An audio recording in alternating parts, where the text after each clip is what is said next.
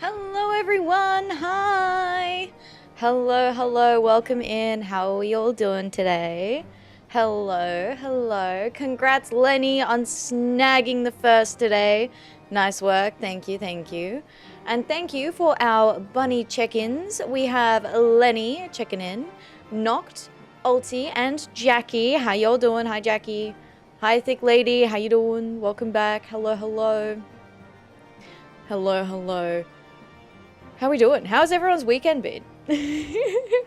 Mine's been good. I've had a pretty productive weekend. I was like doing editing, and then today I did a few roulettes to get some more of the tomes for items that I'll need for the relics. So I was doing a little bit of that today. And what else? Oh, I started working on stuff for next month. Stuff TM.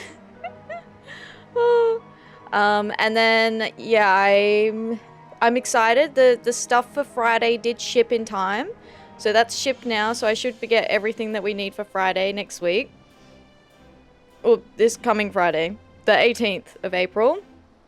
Hi Lucky, how you doing? Thank you for the check-in. Hello. G'day. I hope you're doing well too. But yeah, we have everything is set to be happening for our Easter crafting on Friday. I'm looking forward to it. I think it'll be fun.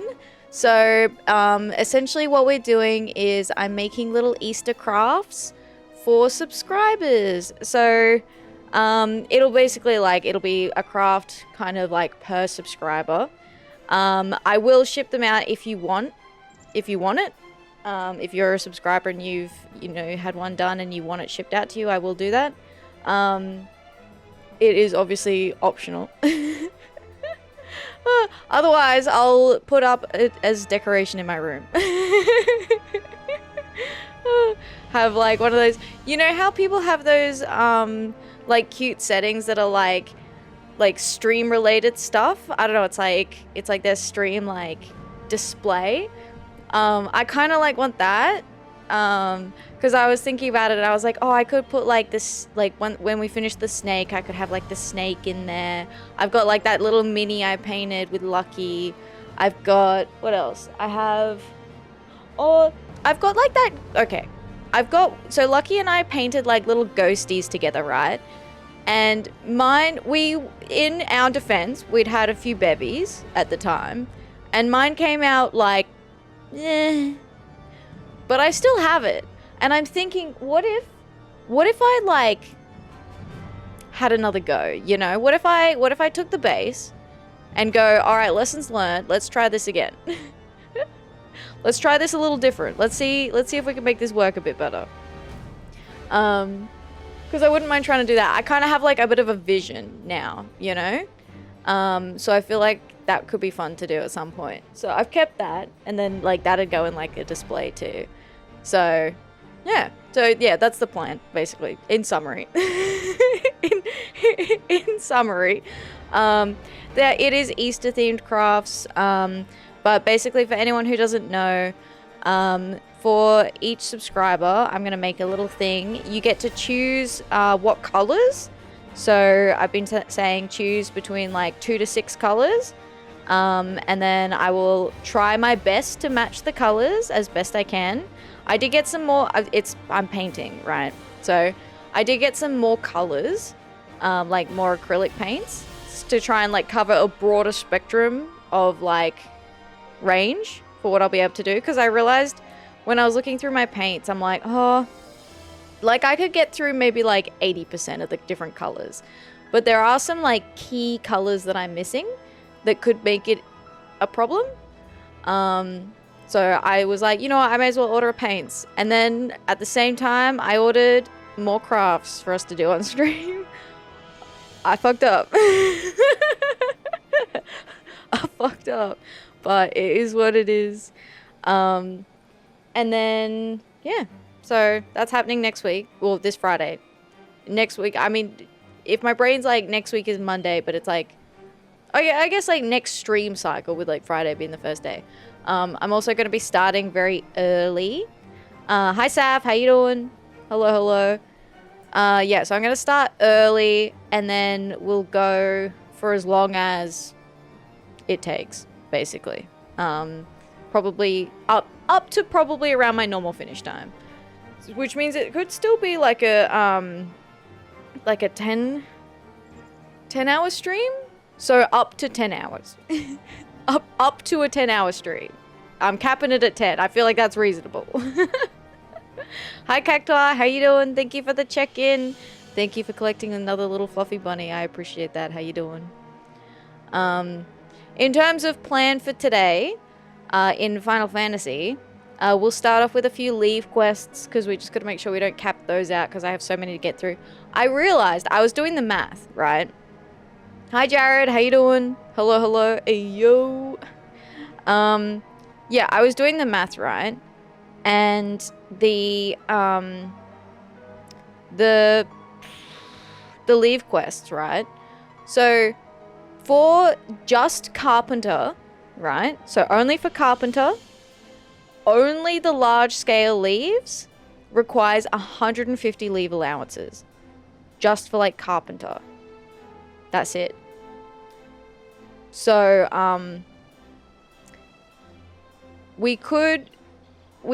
despite me being pretty good about making sure I stay on top of these leaves, we may still end up finishing all of Post Heaven's Ward before we finish all of the Levequests. That is a very real possibility. But it is what it is. It is what it is. Hi, Dizzy. How you doing? Thank you for the check-in. I appreciate that. G'day, g'day. G'day, g'day. How you doing? Alright, let's jump in. I can yap and Levequest at the same time. Let me... Ta-da! Here we are. I think everything is in where it should be. Oh, no, that's right. I have, ta-da! I have this. I have this. I have my controller now. Which is fun. I'm very proud of myself. I did not... I was gonna rig the other toggle that I need to do yet, but, it just didn't work out timing-wise. Alright, well, let's do the next set of mining and botany Levequests. 54? Yeah, that seems right. Alright, large scale. 54. Yes. And botany, 54. We'll also have to have another fishing day. I'm looking forward to that too. Looking forward to getting the... Ow. Oh. Looking forward to getting the old fishing gear back out again. Alright, I think this is in yeah, Churning Mists.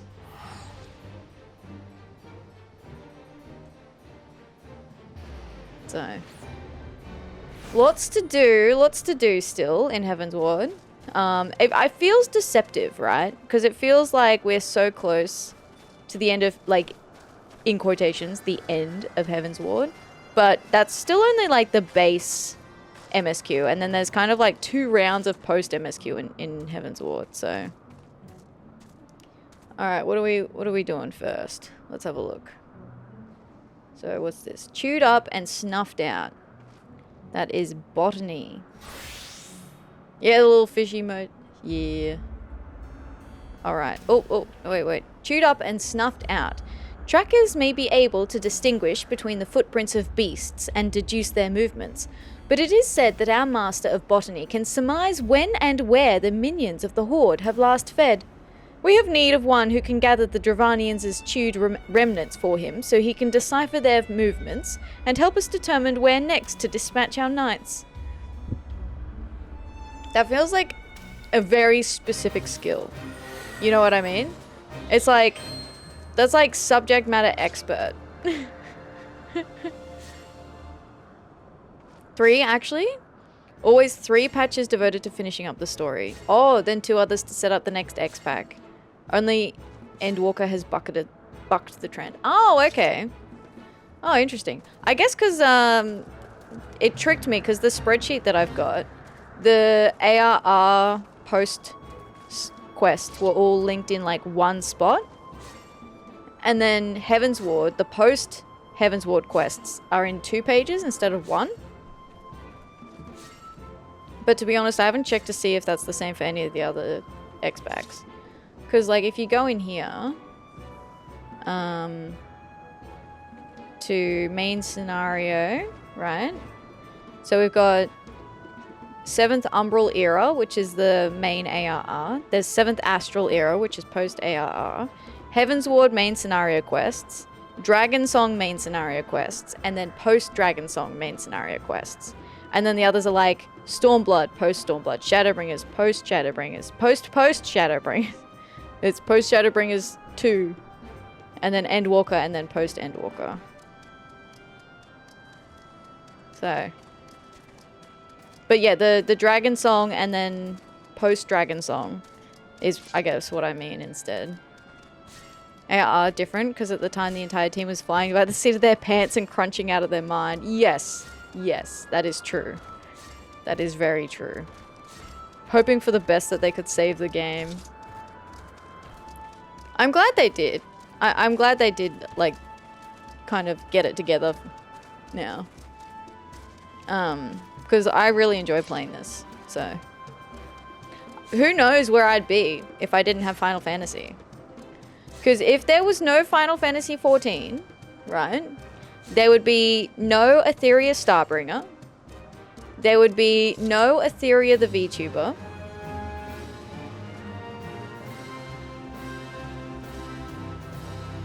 Hybrid Theories, level 54. You can lead a dragon to poison, but you cannot make it partake of the foul stuff. Unless the dragon is unaware, that is. Botanists have been experimenting with hybrid plants that resemble those preferred by Dravanians, but are infused with the toxins of the deadly bitter drake, a plant that they greet with hissing anathema for the havoc it wreaks on their bodies. To bring the conclusions to a head, they wish to employ a field botanist to gather samples of plants which are favoured by the enemy. Damn. That's like biological weaponry. God, they did too. Stormblood through Endwalker holds a special place in my heart. Oh, I'm glad. I'm glad. But yeah, this game is like really like a turning point for me. For like a lot of things. So welcome back, Thick Lady. How you doing? Hello, hello. We're just starting out with some Levequests. I was saying how many we have to how many we have to get through for Heaven's Ward. Because it's a little bit ridiculous.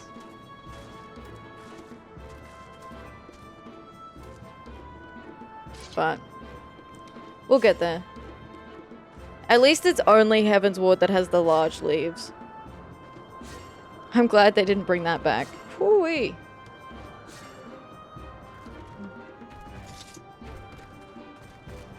Beep, beep, beep, beep. You know, I'm kind of curious how, like, when we get to the end of all the quests, right? How many achievements will I have obtained? Because I'm not actively going for achievements. But I wonder how many I'll kind of, like, just happen to collect as part of doing, like, playing the game for as long as I will have. Like,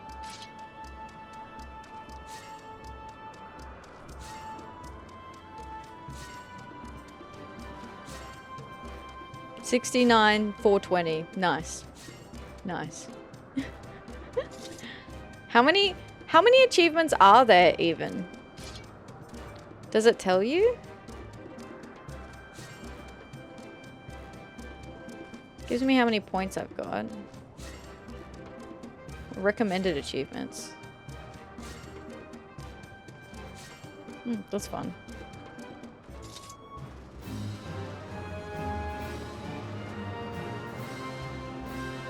Alright, what's next? Talk about boundaries. This one is a mining one. The expeditions returning from the churning mists have peaked out... Oh, let me try that again. Let me have a sip of water and then try that again. The expeditions returning from the churning mists have piqued the curiosity of the Friars Templar, and our order has been wondering if there may be any historical items laying about that would aid in our teachings. The very air of those lands is thick with the sacrilege of the fiends that infest them, and so I could not possibly make the trek myself. I would implore you to travel there in my stead and bring back any ancient relics you may find. He basically turned up his nose at going out to locate them himself.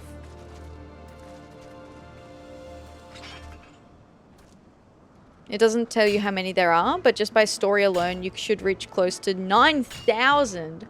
What? Holy moly. 9,000? Just like kind of connected to the story? What? That is mind-blowing. I wonder... Oh, wait. I do have, like, LOL achievements, right? I could see how many I've already done.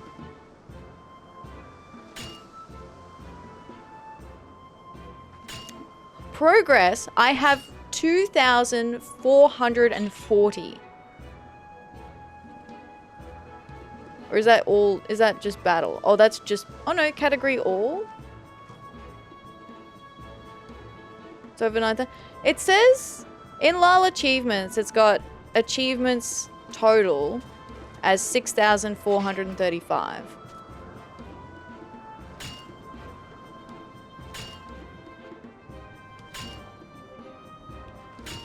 That being said, I already am like a third of the way through that.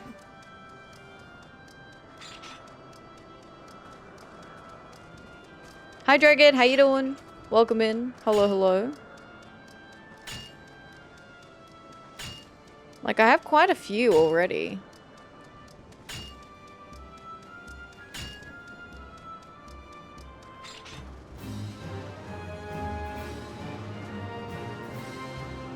Oh, sorry. My bad. Wrong character. Don't mind me. Don't mind me. That's the wrong character. Hang on. Hold up.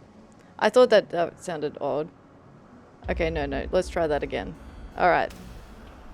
Okay. Update. I have 595 on this character.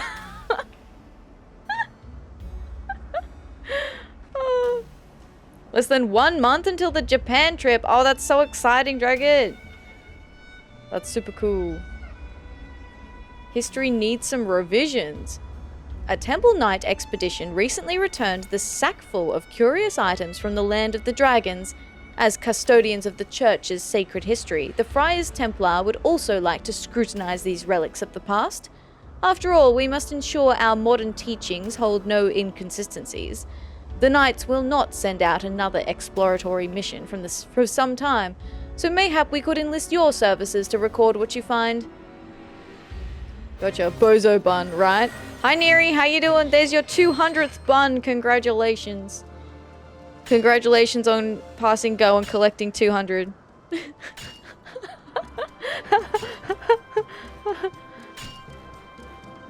Oh. That's so funny. But yeah, okay, cool. So I have 595 achievements out of 6,435.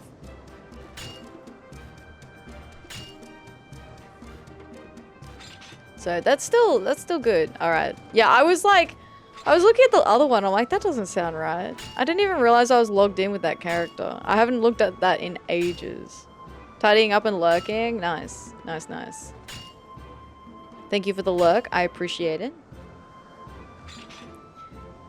All right. Is there oh, quests? Leave quests. Here we go. So we've got quite a few to go. Oh.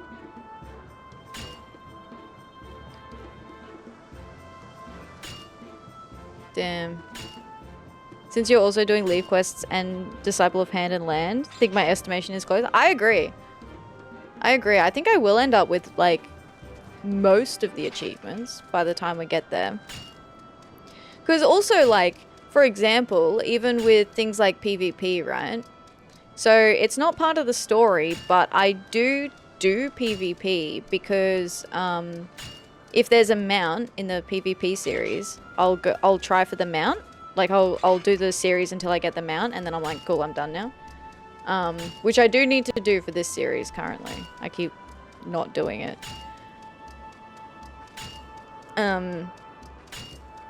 So, like, there's, like, things like that where I would still get some of those achievements. I wouldn't get all of them, but I'd definitely get some of them. Alright. Over here. From creepers to squatters. The Temple Knights are considering establishing a checkpoint in the Churning Mists, but wish to know more about the foreign landscape. A suitable area must have its share of hills and craggy outcrops to provide a watchtower with ample cover, yet flat enough to provide a stable foundation.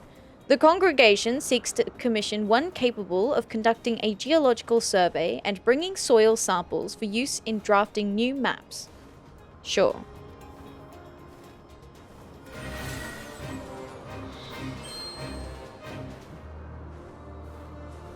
Oh, is it further down? Is it down here? It is down here. Could start at the top.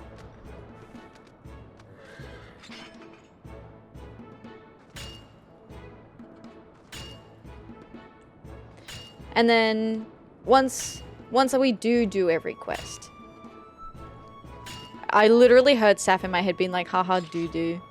Once we've done every quest, we'll go through and start doing, like, some of the other, like, stuff in the game. Oh yeah, we'll also do things like treasure map nights too, because once we finish the main story of Heaven's Ward, we'll be able to start doing treasure map runs together. If anyone has any idea of things to do in Japan, now that it's a month off, I can make reservations for stuff to do at most places. Yeah, yo, Ghibli Museum. What else? I saw a TikTok the other day that had, it was like Kuruma. It was like a hot pot place. But they make, the soup base is little bears. And then the bears get melted in the soup bowl and then they become soup. There is a Final Fantasy XIV cafe. There's a Monster Hunter cafe. Already going to Team Lab, so that should be fun. Hell yeah. Definitely, like, take some time to just go around Tokyo, for sure. There'd be some cool stuff you could find, just, like, wandering around. You mean I can melt bears down into food? Yeah, exactly. Exactly. Here, I can look it up because I sent it to Nova.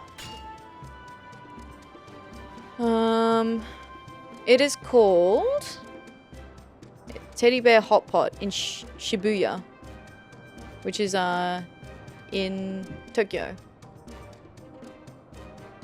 I don't know what the Japanese name is.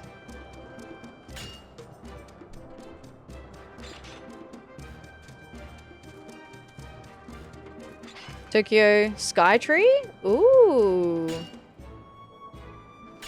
There's shrines that are open to tourists. Yeah, there's lots of, like, shrines. There's a castle. Was there in May 2023? Oh, cool! That's awesome. The only reason I've never been to Japan personally, but I've been looking it up recently because I would like to, for my next holiday, that's where I want to go.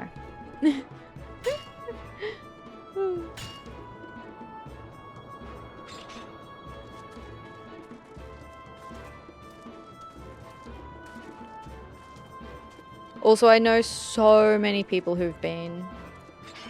Because Saf and Nova went last year.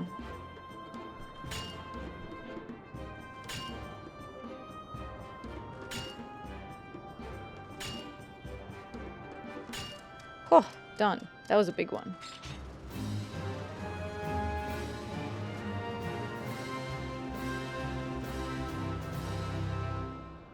Alright, what's next? All of these bases belong to us. With our knights' recent victory and claiming their first foothold in the churning mists, their ambitions burn ever brighter to establish more bases close enough to the Dravanians' domain to monitor their activities, but distant enough to remain undetected. An opportunity for employment has been extended for a survey of the lands so that we might find suitable locations for these future outposts. Sure thing. Is it gonna be like basically the same spot but back up?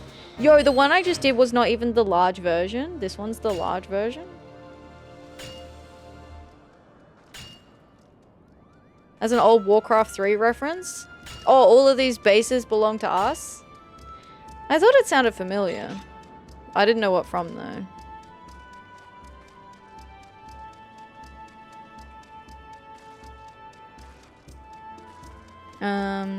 Last time I was in that time zone was to the Philippines to visit some friends. Hey, nice.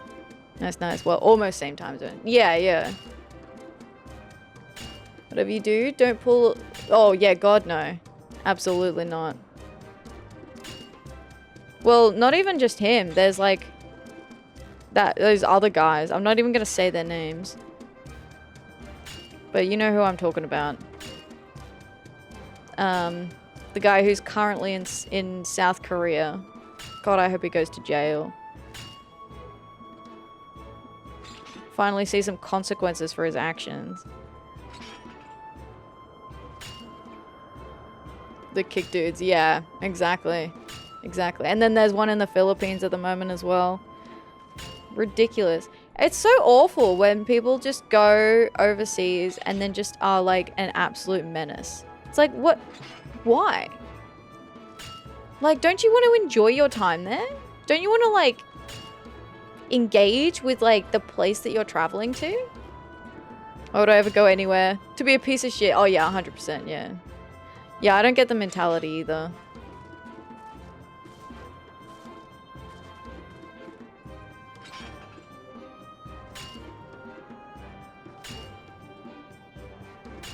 Did that send twice? It's because it got auto-modded. I love that you went, pardon my language, to be a piece of shit, and then it got auto-modded. But I allowed it through now. It was kind of funny though.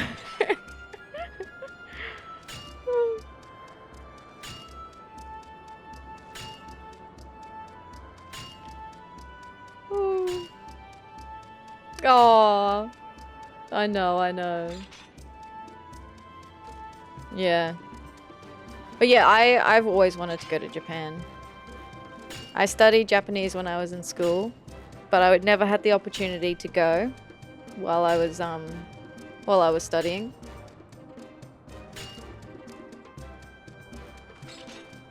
It's probably the only place that I'd really go overseas. But Japan seems cool, yeah.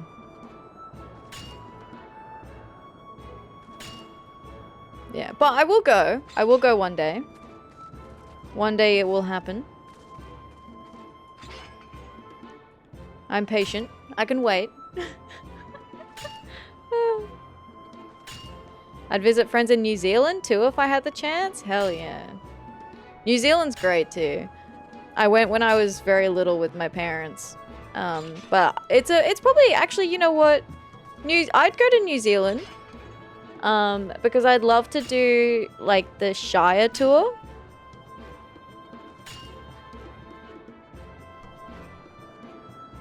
Don't really enjoy traveling, but I've still been about almost everywhere in Europe. That's awesome. Yeah, I'm not a big traveler. Like, I love being home. Like, I barely even leave the house at home. So it's like, you know, traveling is like very overwhelming, very stressful for me. So, especially, like, I have food allergies as well. So traveling overseas can be very stressful. Because, like, I have to either just risk it and hope I don't get sick, or be like extremely, extremely careful about what I eat. Well, I mean, I'm still careful about what I eat, but, you know, like, in some cases, it's like, you kind of just, like, you either, like, don't eat it, or you risk it and you enjoy it, and then you regret it later.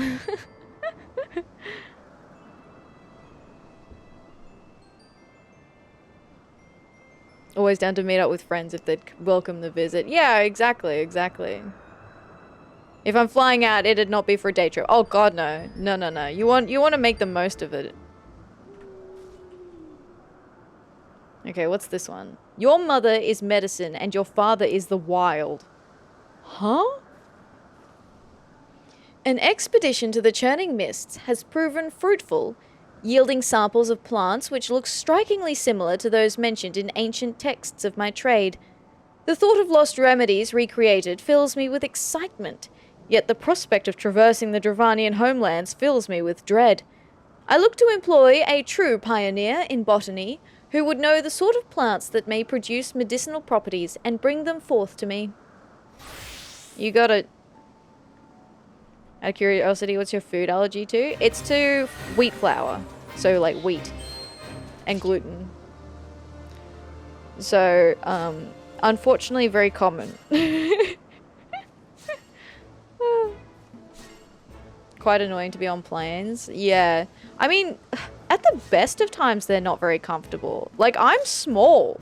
Like, I am teeny tiny, and I find them uncomfortable. I can't imagine how anyone else goes. Celiac? Yeah, that's right.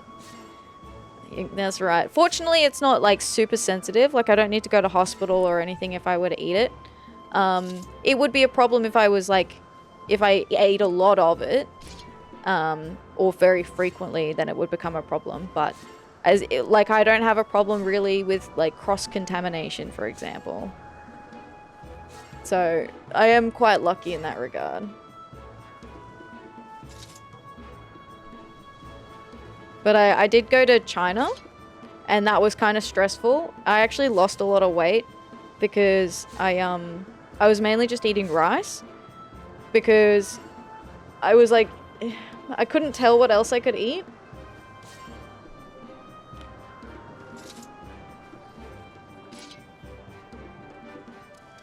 So I tried like as much as I could to eat stuff that I thought was safe, but nah. That's why it's a little stressful. At least with Japan, like, I love raw fish, like sashimi. And then, obviously, like, I can eat rice. I can eat sashimi. Seaweed is fine. Like, there's a lot of food that I can eat. I can't eat any, like, karaage chicken or anything like that. So anything that's battered or breaded, I can't eat. But that's pretty obvious to see, for the most part. So at least I'll have, like, protein options in raw fish. Worst case scenario. Be the bear melt dessert place called Hokkaido Menkoi Kumachan Onsen Shibuya. That sounds right. Yeah, that sounds right. Sashimi. I could fuck up a big slag of hamachi. Yo, I love, like, tuna, salmon, like, yum. So good. Big fan of fish. Yeah, I love fish. Alright, one more to go. Exotic remedies. With the opening of the road to the Churning Mists, there is the tantalizing possibility of plants which exist only in the Dravanian home with remedial properties not yet known to medical science. I can only leave it to the imagination as to what exotic vegetation may aid and strengthen our knights, until I can acquire living samples to be subject to testing.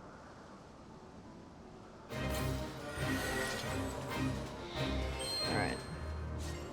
Have a shellfish allergy, sucks as it makes seafood in general a risk, and the best impossible to eat. Oh no. The crab, shrimp, lobster, yeah. Yeah, shellfish is hard.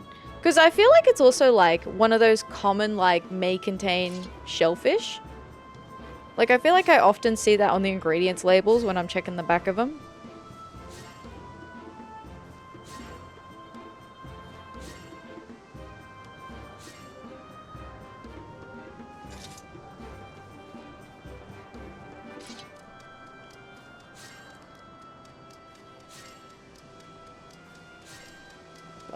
I don't think I eat as much shellfish. I love fish, but shellfish I don't eat as much.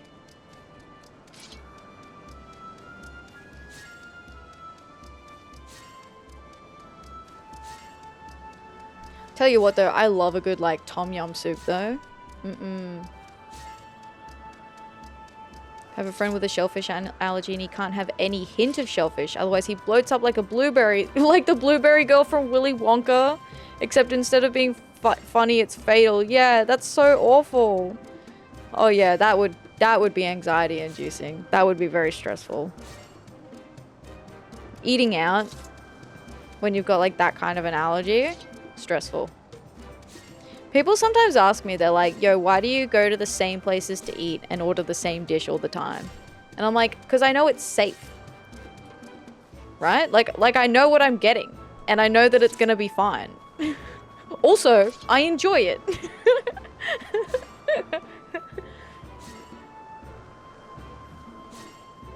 You know what else makes me nervous? When they change the label on something, like on food. So it's like, when you have like a sauce and then they're like, brand new look. And I'm like, okay, time to read the back. What have you changed in your ingredients now? I'm not allergic, but youngest is allergic to about 90% of all fruits. Oh no. I didn't even realize that, like, I know someone now who's allergic to strawberries. But in the past, it had never kind of occurred to me that people would be allergic to, like, just fruit.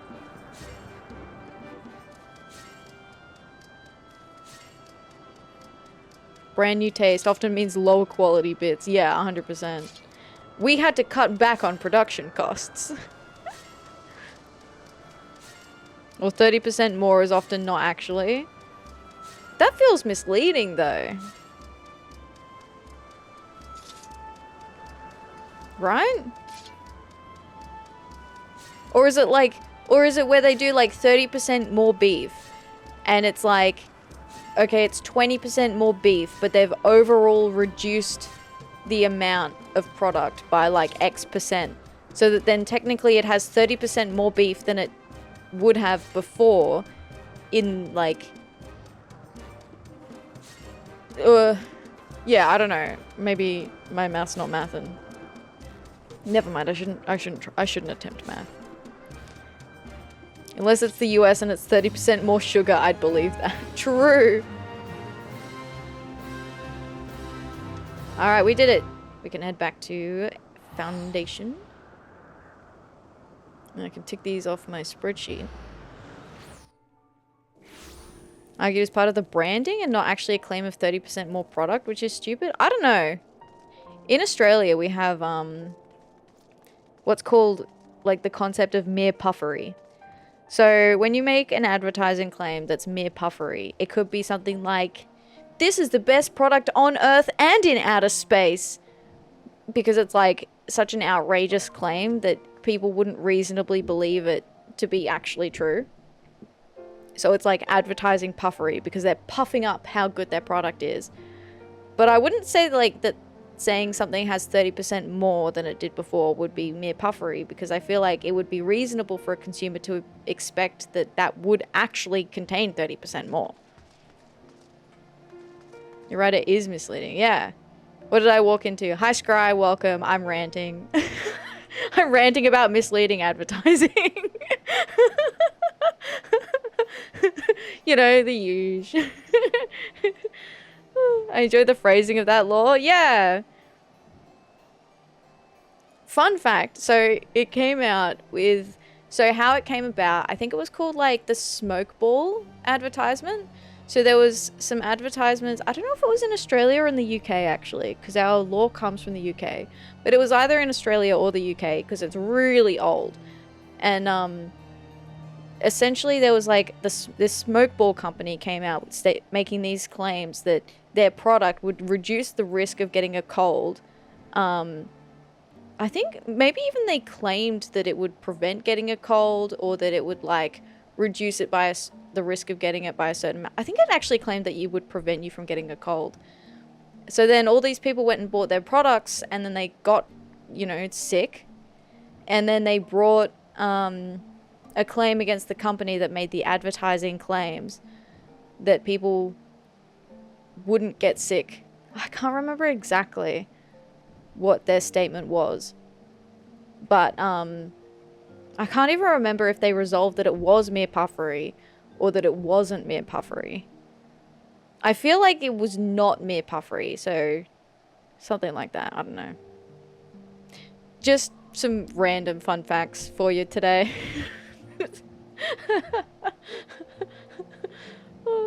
Just, you know, just a little insight. Okay, from creepers to squatters. Let's tick this off.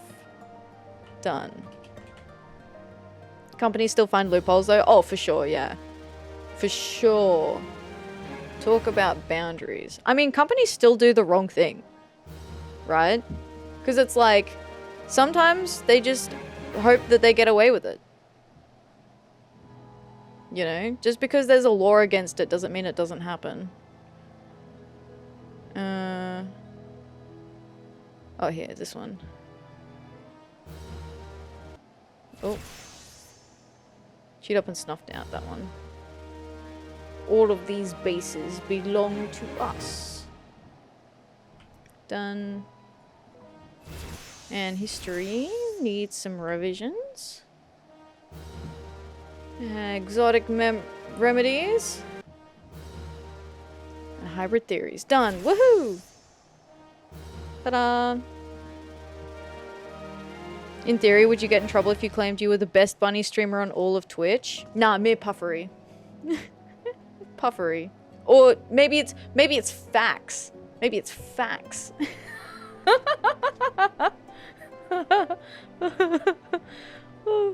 Last husband, we have a puffery law in NZ too. Hey, awesome. That's cool. Yeah, I love the mere puffery thing. It does help that the phrasing is cool. It like kind of like sticks out. That's how I remember it. Alright, where were we? What were we doing, guys? Where is... Ah, back to Idyllshire. That's right. Oh.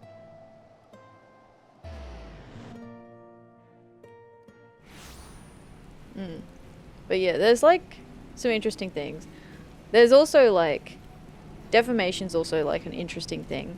Because I don't know if anyone knows about the Billy Mitchell and Carl Jobst court case. That there was a recent decision on it. I actually went and found the judgment. I kind of want to read it, but it's like 180 pages. So, I'm like...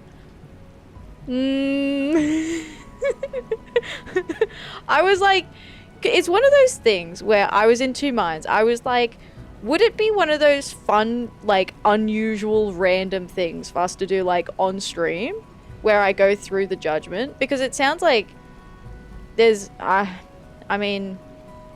Obviously, again, I haven't read the judgment. So, you know, I don't know for sure.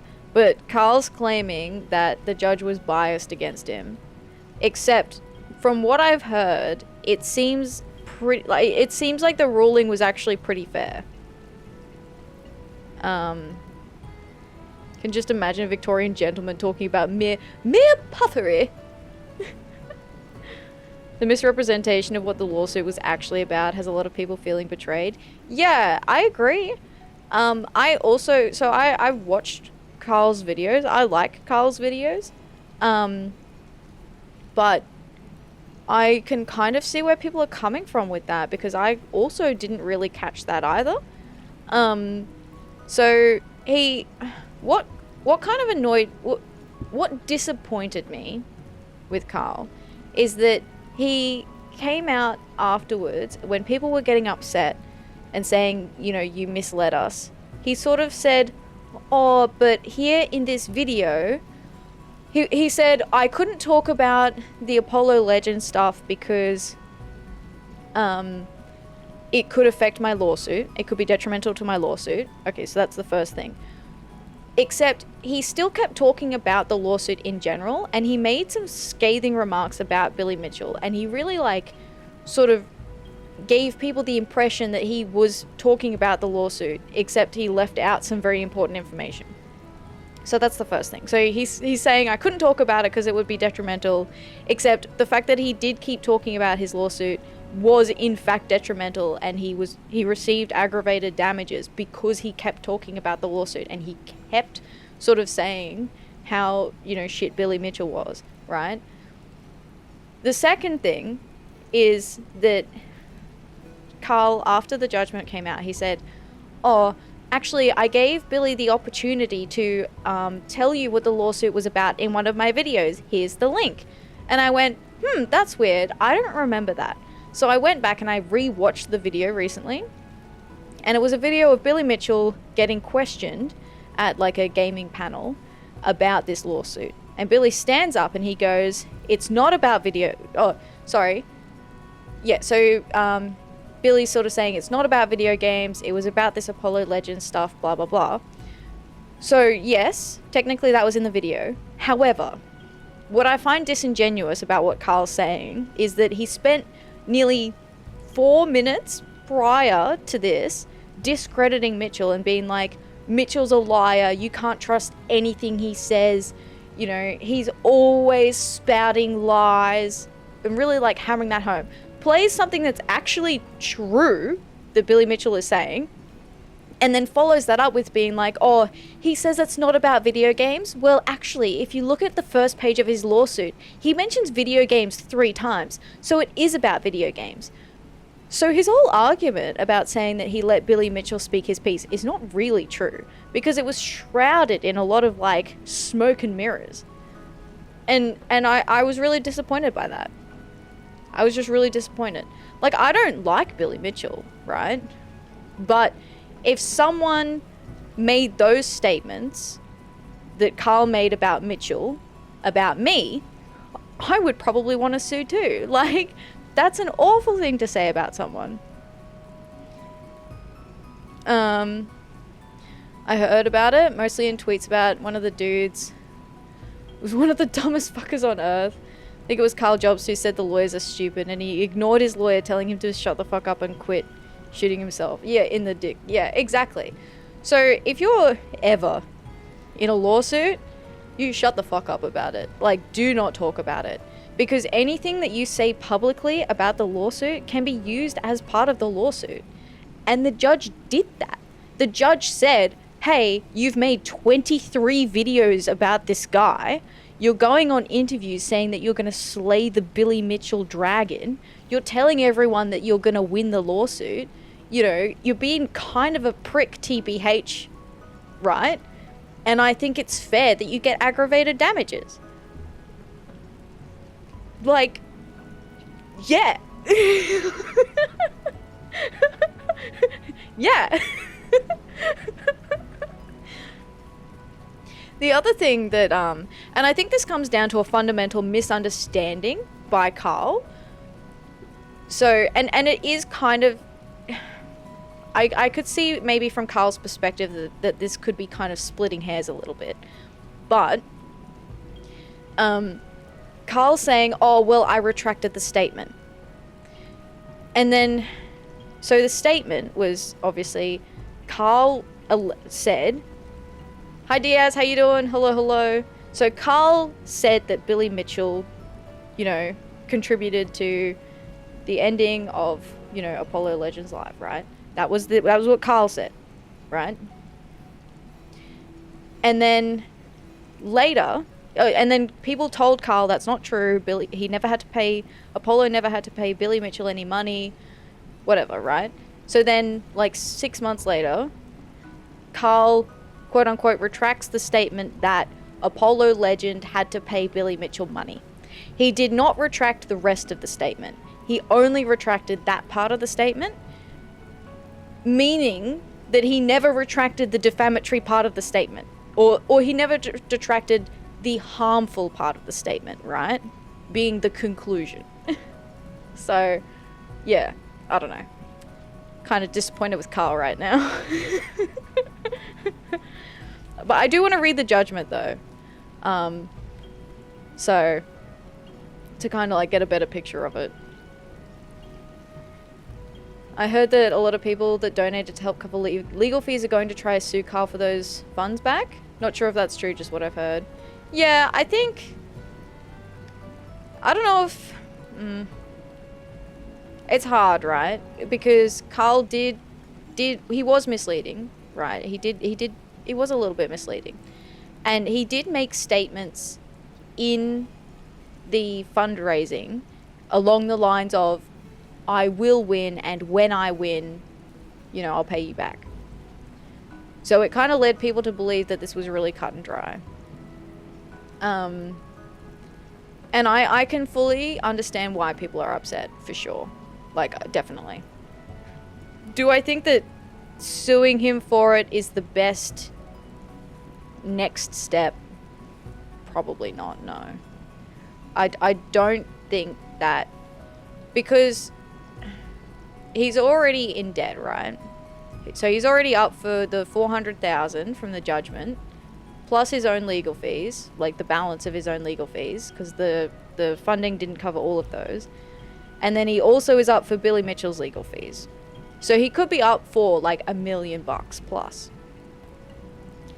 And if you sue someone who has no money, you will get no money and you will have to pay your own legal fees.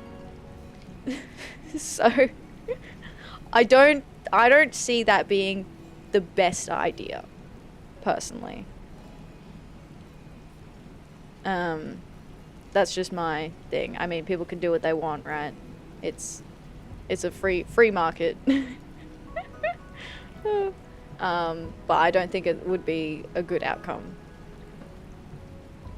I think the best thing that Carl could do is to apologize and pay people back over time. He probably wouldn't be able to do it straight away, but I think he probably should. Hi Cherry, how you doing? Welcome. Found that website for that bear tree place. Want it? Yeah, give me a sec here. There you go.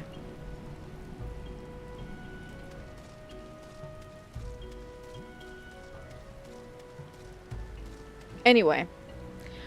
Evidently I'm very easily distracted tonight to go off on rants.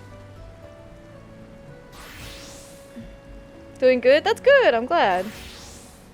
We're doing well. We only just finished our Levequests.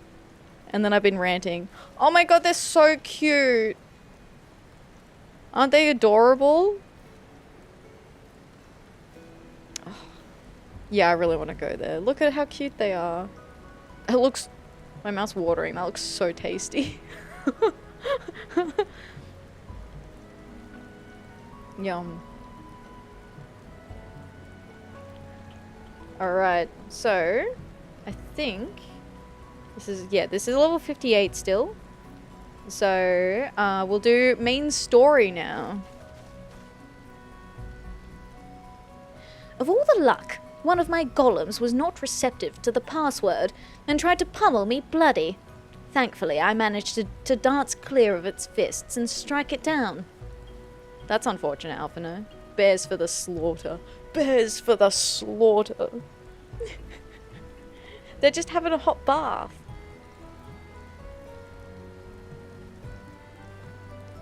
I am pleased to report that my golems obediently crumbled at my command. That's unlucky, Alphino. An Illuminati Incident. Slowfix has the look of a goblin who is about to ask a favor. Uplanders helped Gobbyflock earned right to be citizens of Idyllshire, but Slowfix must ask another favor. Another favor, you say? Short time ago, dear friend of Slowfix ventured into Illuminati territory. Illuminati are nasty goblins and show no mercy even towards Gobbykin. Slowfix fears for friend's life. Please find friend before Illuminati do. I am suddenly taken by a sense of foreboding. Be that as it may, we cannot turn a blind eye. Let us make haste and find Slowfix's friend. I love how Stoll is like, ah, fuck. Illuminati are nasty goblins. Show no mercy. Don't worry, we'll find your friend.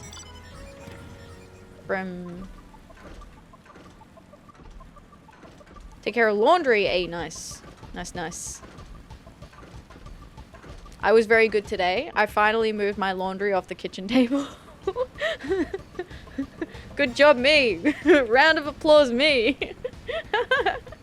Hi, Sinful. How you doing? Hello.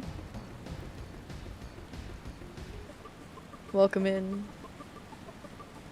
Yeah, I'm so bad at remembering my laundry. Politely claps. Thank you. It's the small wins. I did the minimum. Yeah, woo! Oh. Yes. Look, it's better than not doing it. Woo! God, I really just want to like jump off the top and then go like all the way down to the bottom. I feel like that would be very satisfying.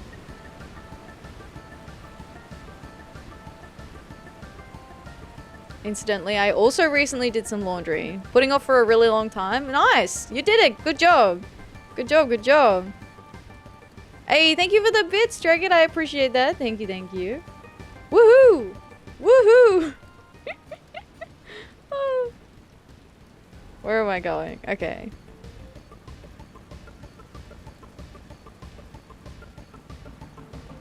Bunch of other laundry? Oh. Chat jumped. Should be doing, but I got the important bits done. See? Yeah, exactly. You know, you gotta do what you have capacity for, I feel like. Brayflocks! It's Brayflocks All Talks! Brayflocks, what are you doing here? Thank you, Dragon. Thank you for the bits, for the big emote. I appreciate that.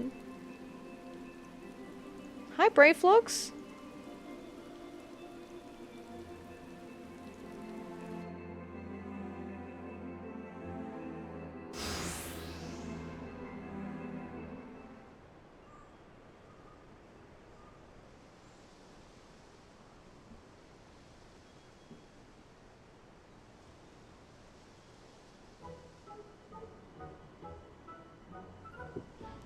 Well, I forgot that we were in an ad, so I'll hold off. I'll hold off just skipping through just yet.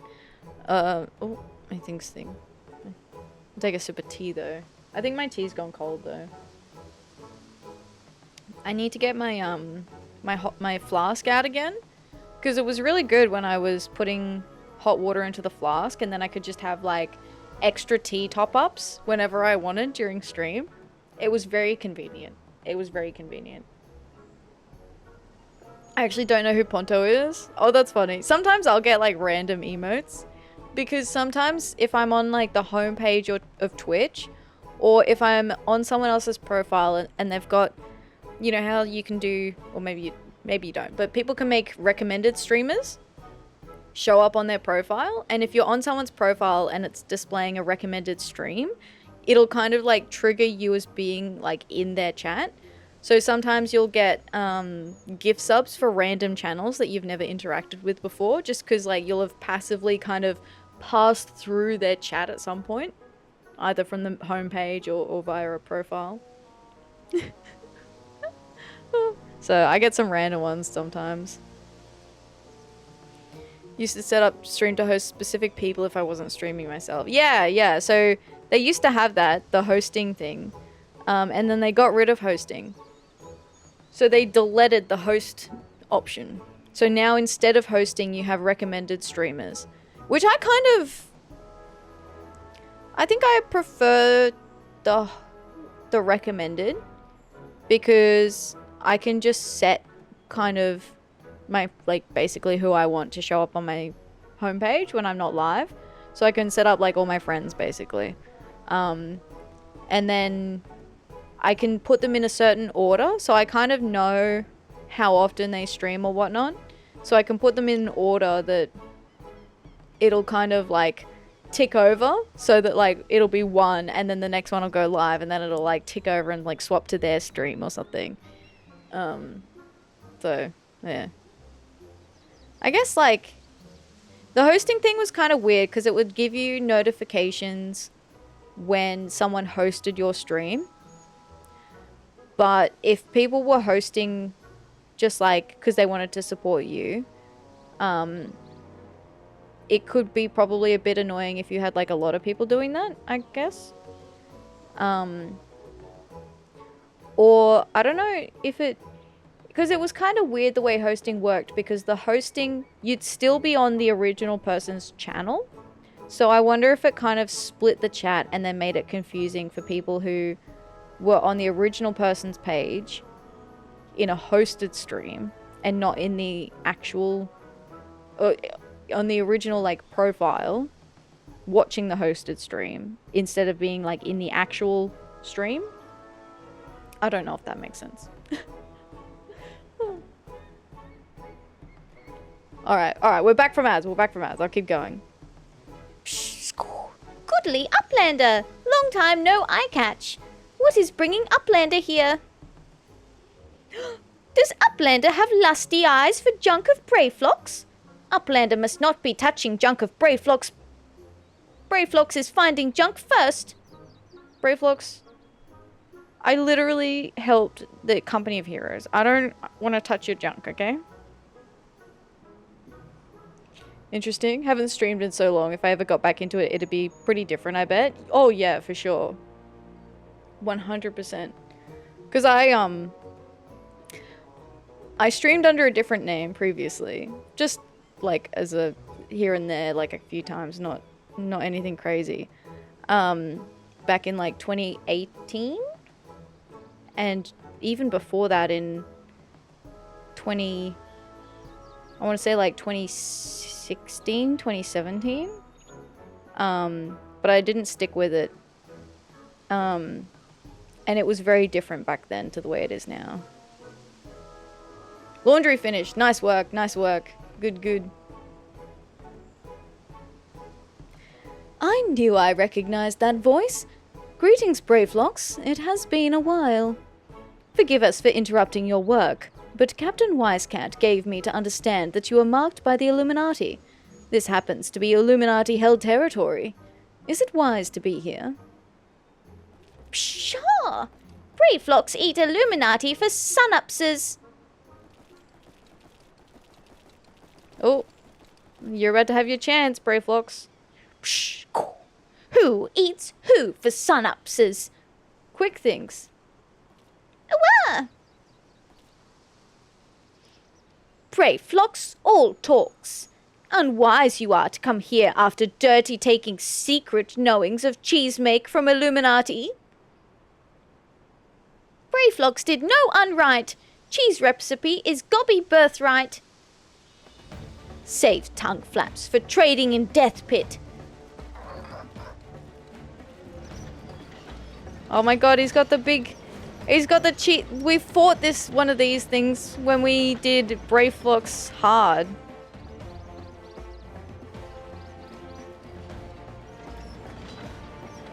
Pray to godfathers, for punishment is near times. I hated that thing of Brayflox hard, right? It appears we have no choice. Time to eat these Illuminati for sun-upses. What am I playing? I'm playing a Dragoon. Brayflox shows Illuminati. I didn't catch the rest of that. Whatever this is about, Brayflox needs our help.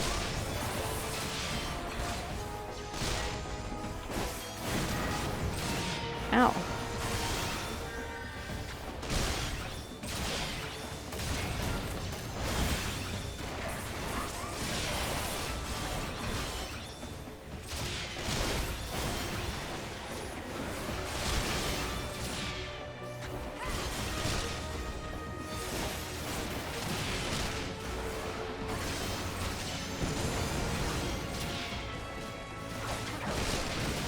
Oh, uh-oh.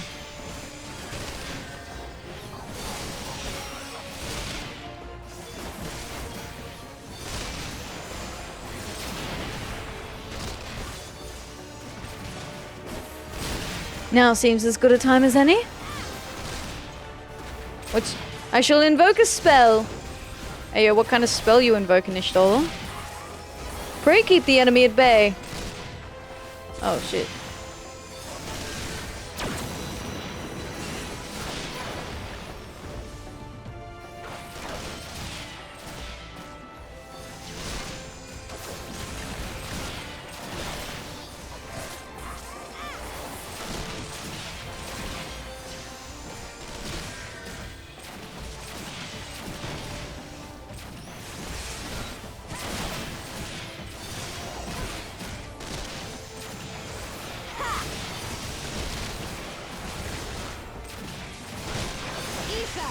To me.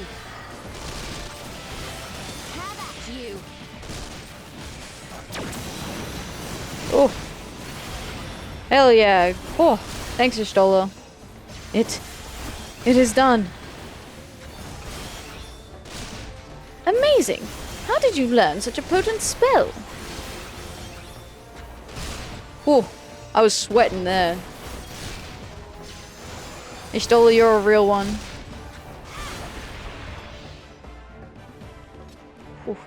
Decided to make Brave Flocks hard with my squad as a Dragoon. Do you know that the Dragoon AoE is level 50? Oh, shit. It's a single line. Wait, what?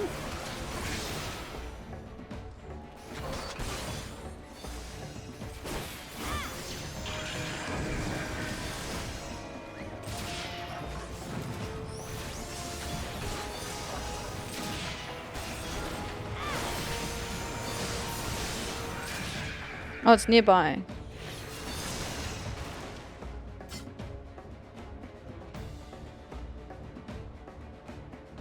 Oh, do you know what the Dragoon AoE is at level 50?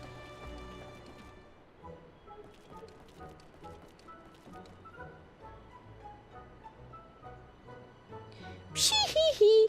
Illuminati no match for furious gobfists of Brayflocks.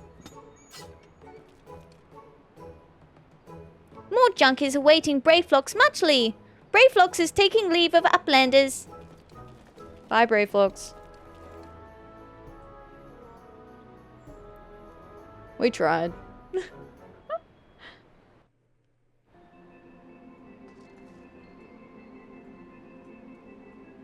So that was the famous Brayflocks. I have newfound respect for the company of heroes. That a motley crew such as theirs could achieve the feats they did bespeaks unwavering solidarity. Nice. Brave Fox is, yeah, skedaddled. Brave Fox is a girl boss, kind of just does whatever she wants, right? I'm kind of into that. I kind of like that. I respect it. I respect it. Being embroiled in a cheese war was the last thing I expected coming to Charlian. At any rate, we have fulfilled Slowfix's request. Let us return with the good tidings and be on our way. Alright. Oh yeah, true, that's right, because the reason we were helping Brayflocks is because we wanted to pass through to the other side of the area, the other half of the map. But not Brayflocks. Slowfix was all like, hey, you need to be a member of our community. Only citizens can pass through. Does every quest include reading all the books in the Great Google Library? Can you read all the books in the Great Google Library? I had known that Ishtola was capable, but to invoke such potent magic so effortlessly, I must needs redouble my efforts if I am to approach her levels of mastery. Alphino is feeling inspired. That's actually kind of sweet. One does not simply drift in the live stream. It is a constant struggle to hold on to your very essence. The experience has hardened me in ways I can ill explain. Oh, so she's kind of like super fancy now. 3 perversion. Perversion?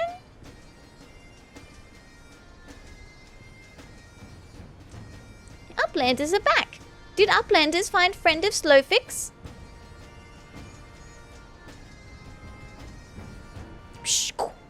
Time has not cured recklessness of Brayflox. Without help from Uplanders, Brayflox would now be dead gobby. Slowfix owes Uplanders debt of gratitude. Slowfix and Brayflox are joined by unseverable gobby bond. If Slowfix had known that Uplanders are friends of Brayflox, Slowfix would have welcomed Uplanders to Gobbyflock at first meeting. Well, it is what it is, alright? We're not, we're not coming out here trying to drop names to get special treatment. That's not how we work, alright? Also, if I had known that, maybe I'd have considered it. Normal, 3 per normal and then 3 in hard. Ah, cool. Okay. I mean, I'll try read them.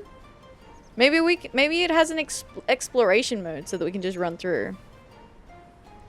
For how long patch cycles are now, kind of wish they brought back the extra hard mode versions of the dungeons. I did enjoy having the extra unlockable dungeons.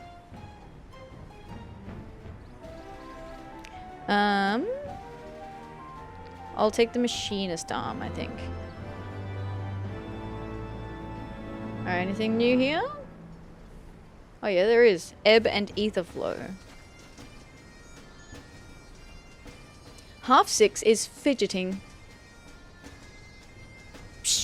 Half 6 has very important task for trusty Uplander.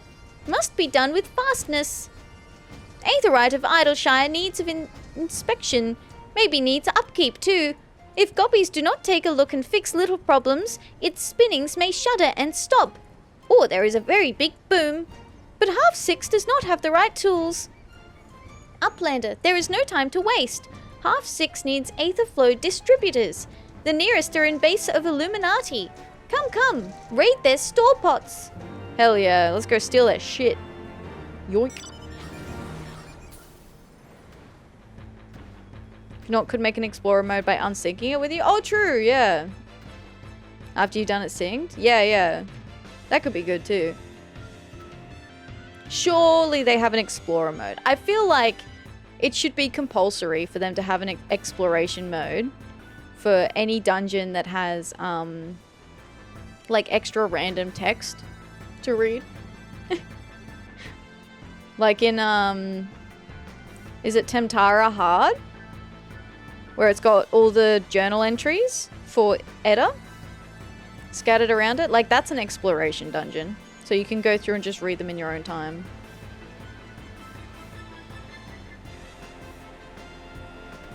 Whee! We're getting there. It's quite a ways away. It's fine. And then we've got another quest here. Hey? A bum wrap. Okay.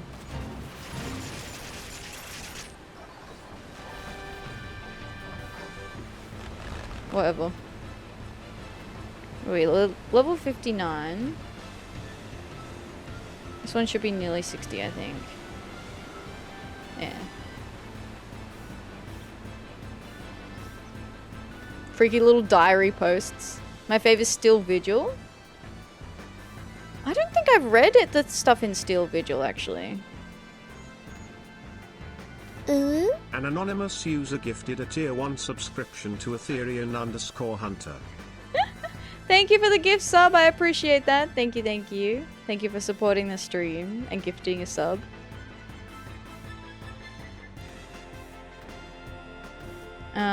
Oh, you can enter most of them in exploration mode. Oh, that's good. I do like being able to go into them later because you can go in and take like screenshots and stuff, which is helpful for me if I want to go in and do like thumbnails. All right, where is Dusk? Oh, Dusk Vigil. Dusk Vigil?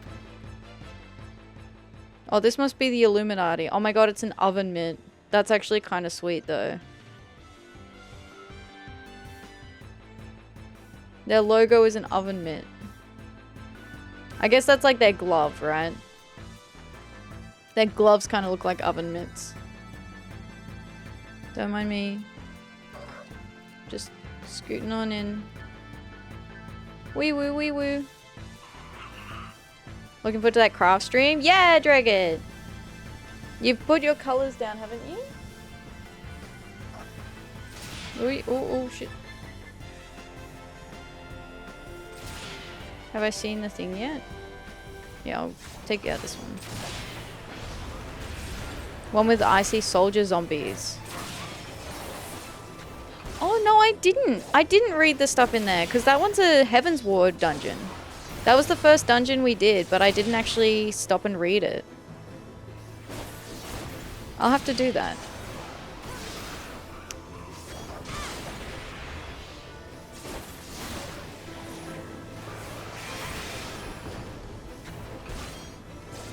I need to summon my chocobo.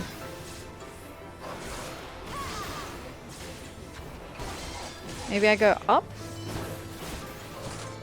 Oh, it says it's... Oh, yes, hi. Can I go through here? It must be...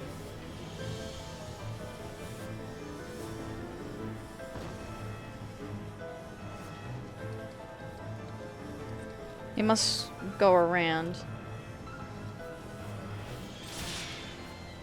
Oh, I can see it goes up. Hi. Oh, and in. Okay. Aha, I see it.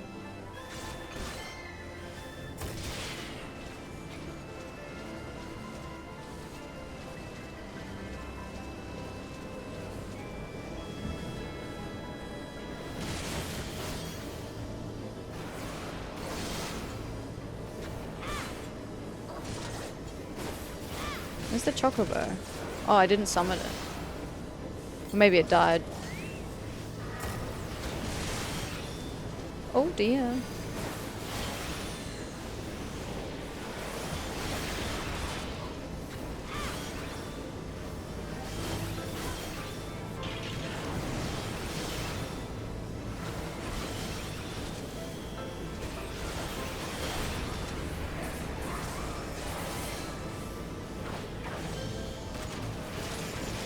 Sometimes I go into dungeons in exploration mode to take screenshots. There's one Endwalker dungeon, has a very scenic skybox and unique lighting. Ooh!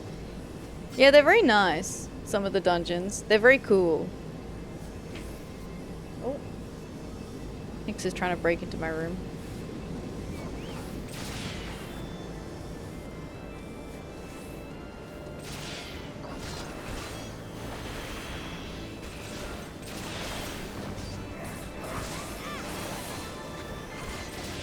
Oh, you know what I should have?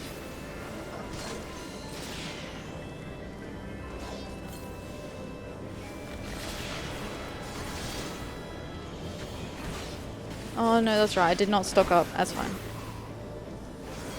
I'll just take the food buff.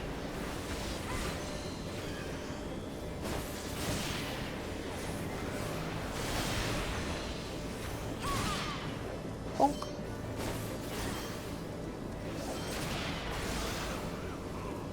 Another pot, yoink. Yeah, there's 3 of these. So the next one's probably on the other side of this thing. Yeah, there it is. Alright, we get the pot. And then we get out of here.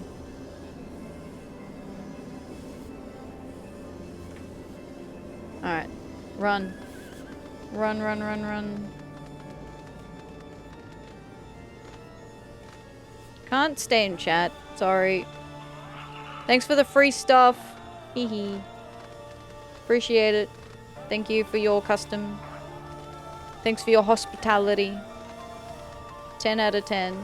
I'll leave a Yelp review.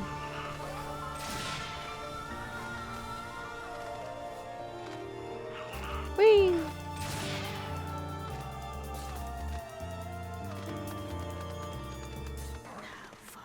I should have just teleported back from where I was.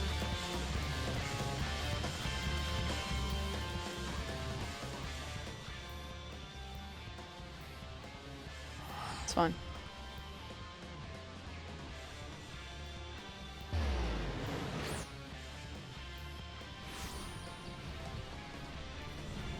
Here you go, half 6.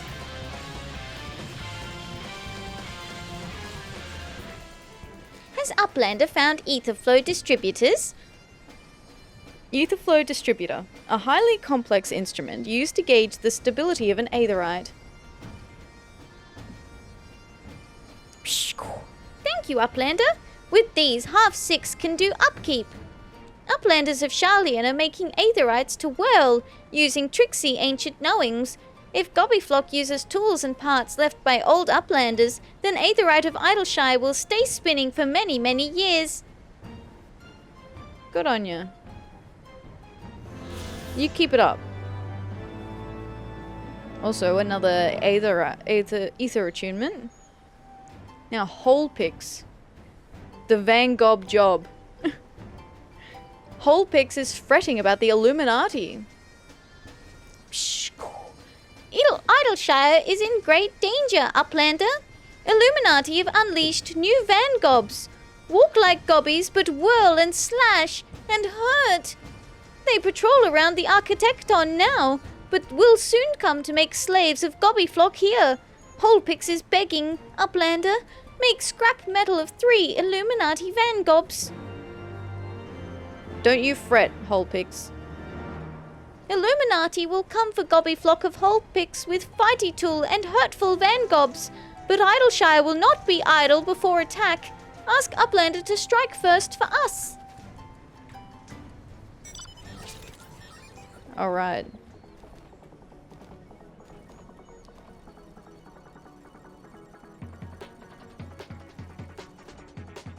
This is so goofy. I don't think I'll ever get over how goofy this mount is.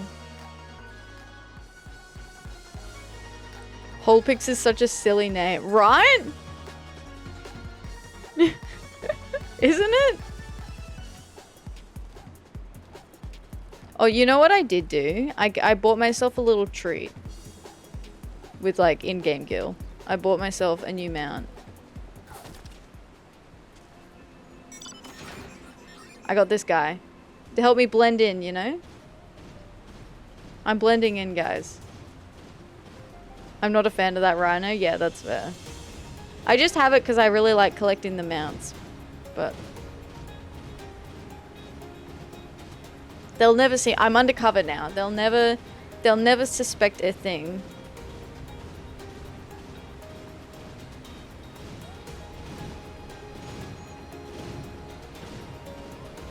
Stomp, stomp, stomp, stomp. Whee! I don't even know where you get this from.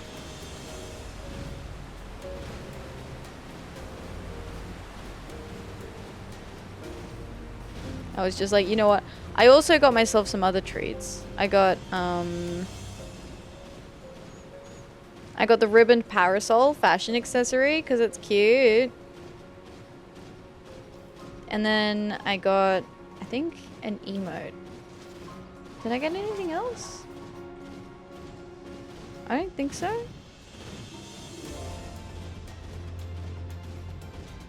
This was the only mount. Yeah, I don't think so. I think I just got an emote. I got the lean emote. That mount's from Bozja. Ah, that's where you get it from. Hi MLM, how you doing? Hello, hello. Welcome in.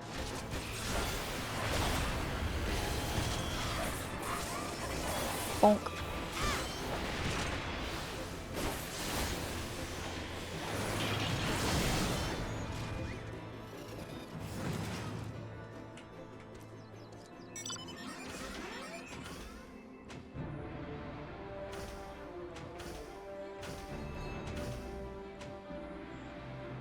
One of the level 90 expert dungeons. Ooh, fancy.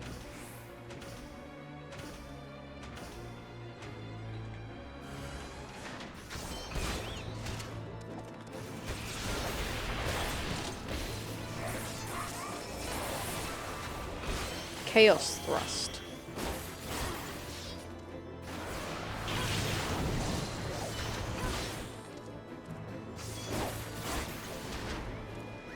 Beep.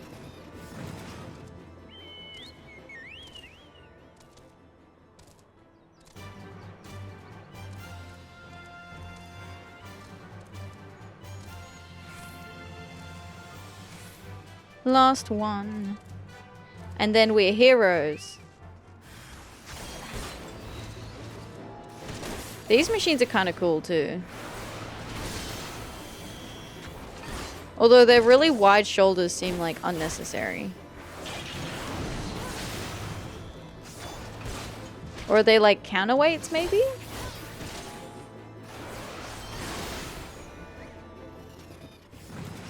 Don't want to spoil it. You can say the name of the dungeon. That's probably fine. As long as it's not like the place where X goes to die. Or some shit like that.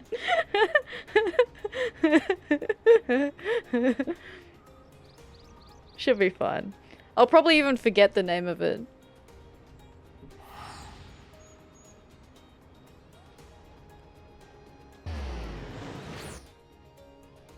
The dungeon where Twitter goes to die. Yeah, that'd be good.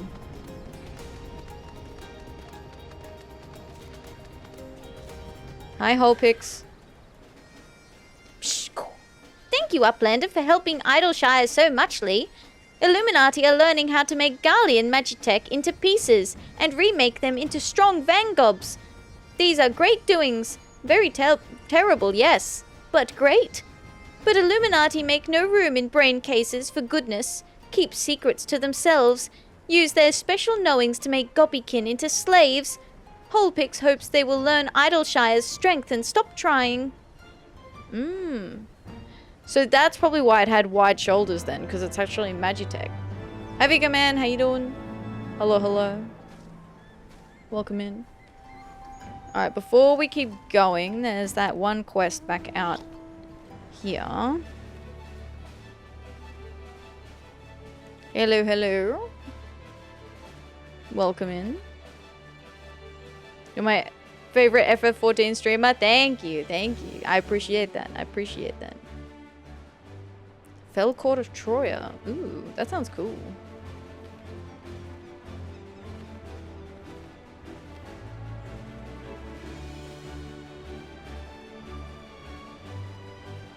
Alright, let's go do this quest. A bum rap.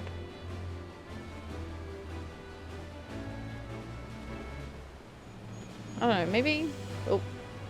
Maybe here is better. I could align it with there.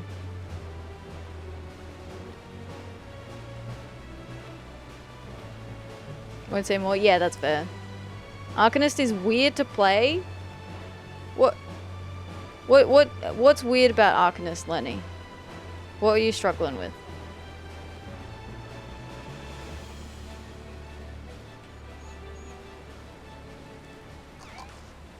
Hi, Tapclicks. Tapclicks is muttering to himself and rubbing his rump. Oh, so it is a bum rap. Okay. How the carbuncle works, it does nothing. In later levels it does. So in a, like, much later on, I think. Yeah, by level 50. But by level 50 it would. But it kind of like, the carbuncle will do its own attacks. For certain abilities will give the carbuncle an attack animation.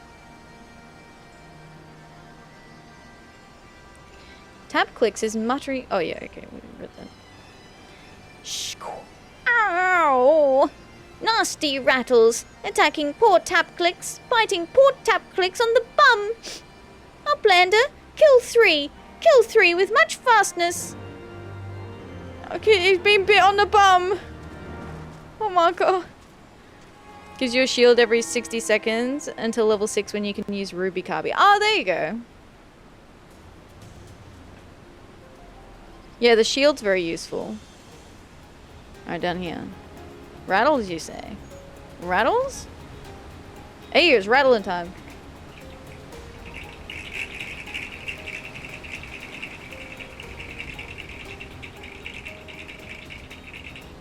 Hell yeah.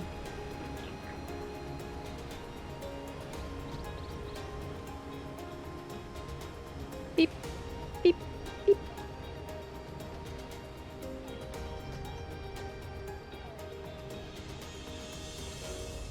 Got a rattlesnake in my boot.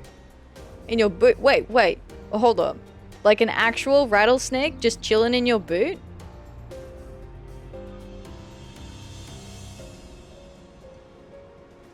Gotta wait 15 seconds after using either charge to use Ruby Carbuncle. By that time I've spanned enough ruin to kill the enemy.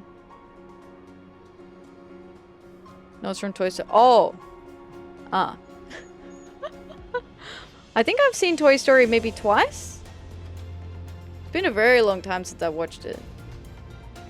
This might be controversial. I'm actually not a fan of Toy Story. I don't know what it is. I don't know why.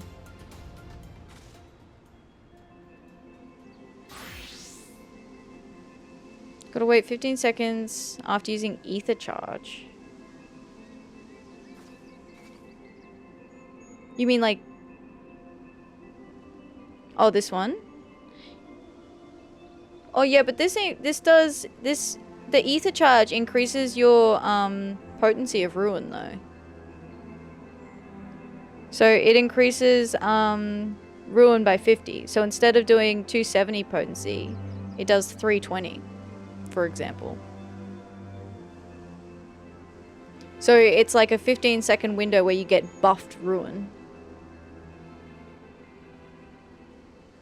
Did you watch it when it came out or later? Probably when it came out. I don't know that I've really watched it since. It would have been, yeah, it's probably been like... I don't know when it... Was it when it came out? I was quite young. Maybe that's why. And then, yeah, once you do... So then once the Aether Charge buff is depleted, then you can move on to the summons, which have their own effects. So grants fire attunement.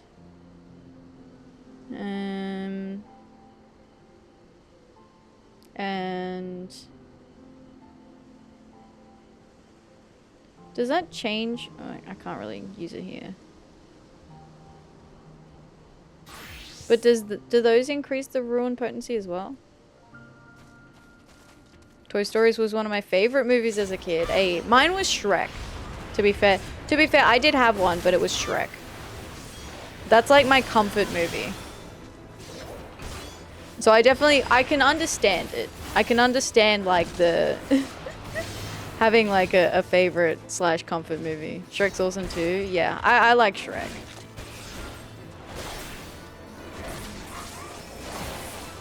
I think the reason I didn't like Toy Story, because I was a kid when it came out, is the doll head on the little spider thing freaked me out. The spider doll freaked me out. Like, a lot.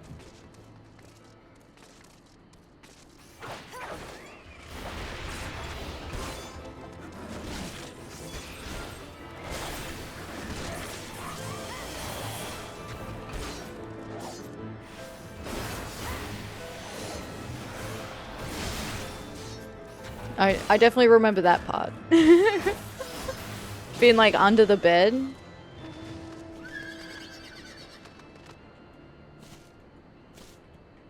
It also doesn't help that like spiders in general creep me out.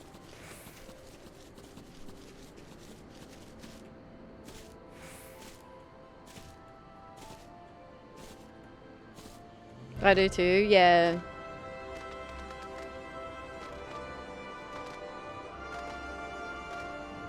Alright, buddy. We fixed it. Hopefully they won't bite you on the bum anymore, bro. Condolences to your buttocks, I guess. The creepy grafted zombie toys. Yeah, they scared me. It was specifically like the one on the like the spidery legs though, in particular. I don't remember any of the others.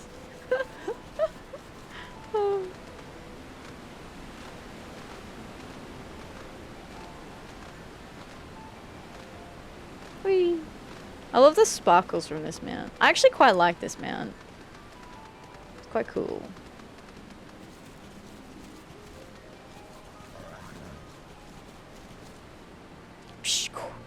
Uplander has slain 3 rattles and not suffered injury to rear. Tapclicks knew he could trust this to Uplander. Many Uplanders of Charlian leave 15 years ago. Name of the Exodus. Wild beasts come down from mountains, make lairs in houses, and roosts in roofs. Now all this is their domain. But Gobbyflock want to live here too. Must make safe by purging beasts, or driving them back to mountains. Tapclicks will yet make this land for all Gobbykin, no matter what it takes. Bum wrap is just underwear without the W.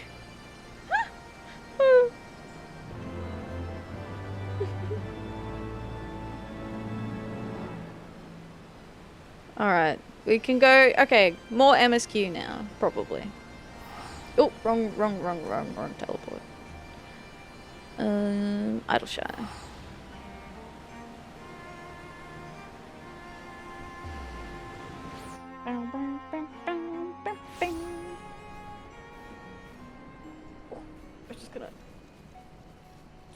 So, just moving around on my seat, getting comfy. There we go.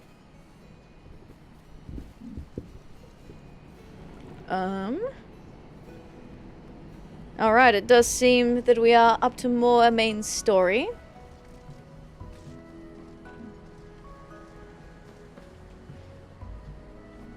Let us hope there are no further surprises. 'Twould be an understatement to say that I'm quite ready to move on. Ishtola is done. Oh, never mind. Sorry. Jokes, there's a side quest hidden here.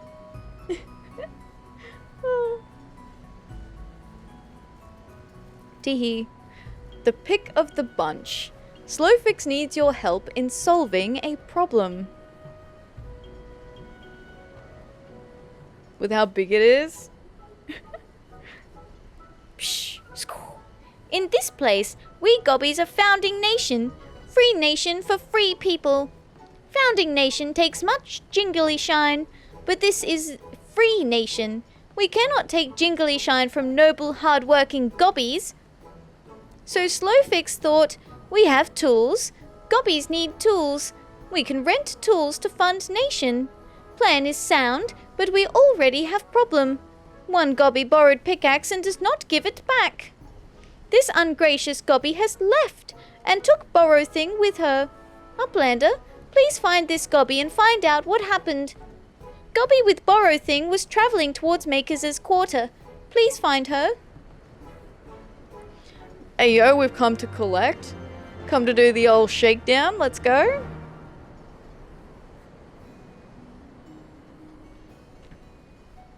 Time to give her the old shakedown. You got it. You got it, Slowfix. I know just what to do.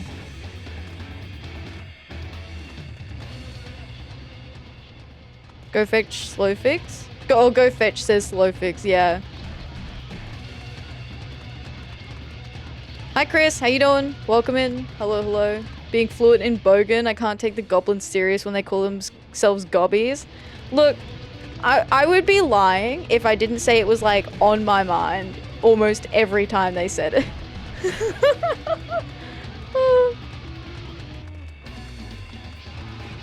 To be honest, I've always wondered who you're paying when you're teleporting. Perhaps someone's looting you during the loading screen. Maybe they're just like, maybe it's the coins that fall out of your pocket on the way. Like the coins get loose a little bit. Or maybe they're susceptible to etheric interference. And like occasionally a few gil will just disintegrate. And the longer your journey on the ethereal level, plane, sea, the more of your gil that disintegrates along the way.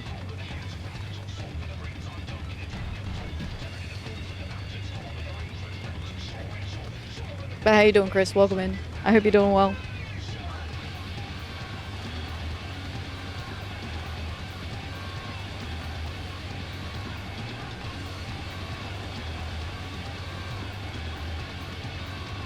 I really like that you get to listen back to the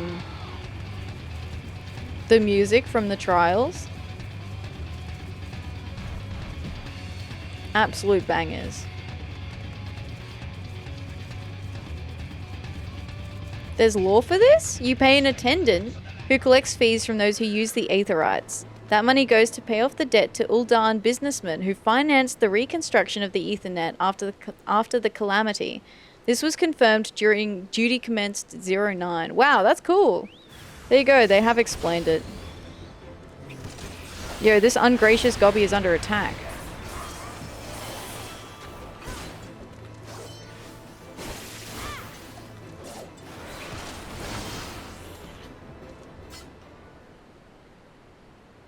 Can I have that pickaxe back now? Psh, score.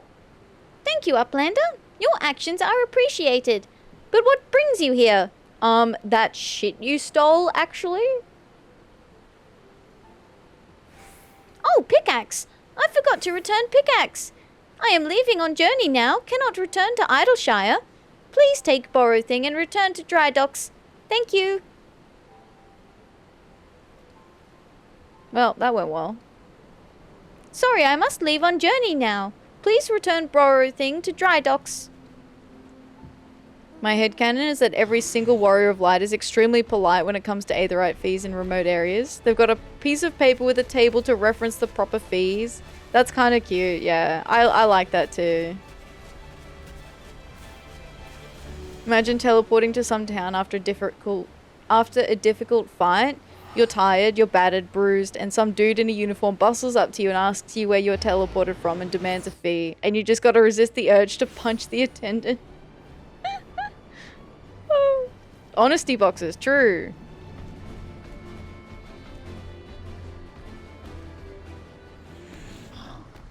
Yeah, you get back and they're like, actually, there will be 672 gil, and then you're like, bro, I literally just saved the world. Can you, like, can I get a freebie, please? I'll keep using the free tickets then and call it a tax write-off. I like that. I like that. I'm here for work, actually. I have my little ticket. Got this from my boss.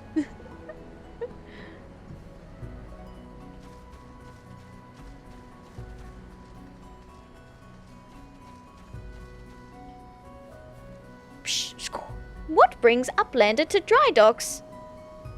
Rental pickaxe. A goblin-crafted pickaxe available for rent from the fine bucolic folk at Idyllshire. You have a local farm, has that for apples, can grab as many as you want, and it's just expected you pay the proper fees. Yeah, I've seen things like that on like the side of the road too.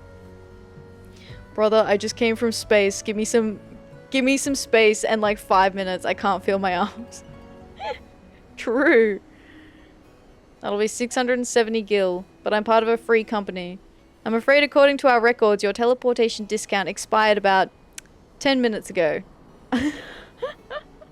I feel that, like, my free company thing expired before and I forgot to like, get more.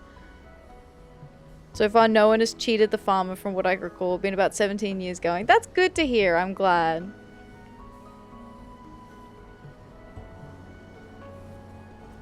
Psh, school. This pickaxe. Dry Docks thought it stolen. Thank you for recovering it. You're welcome. Alright, Slowfix. All fixed up. Fastly fixed for you, bud. Shh, psh, school. Taken borrow thing. You found it. You have Slowfix's greatest gratitude. Oh, no big deal, you know. All in the line of work. Okay, now we can do MSQ. Oh, thank you for the stretch.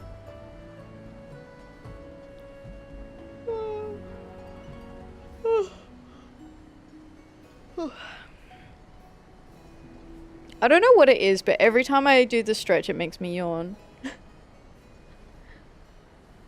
Leaving Idyllshire. A grateful Slowfix is ready to grant you your heart's desire.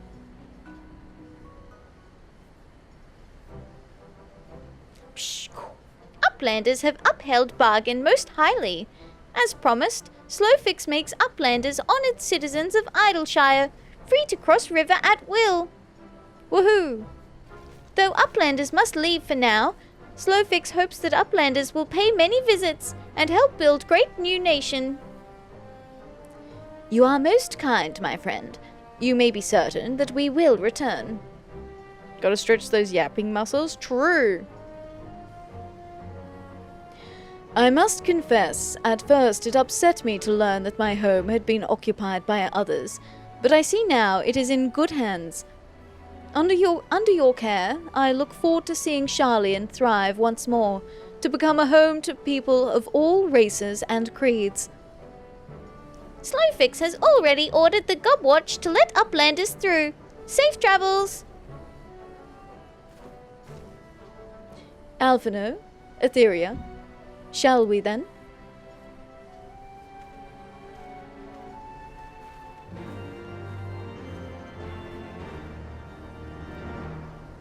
Woohoo!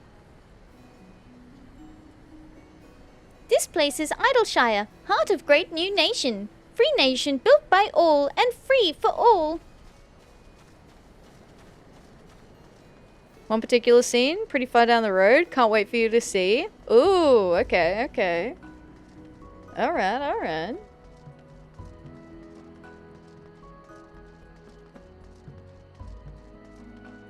Was it the fire pit? Oh.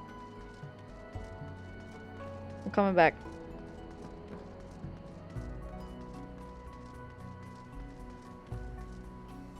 Hello, hello. Yo, I love the fit. That is a good fit.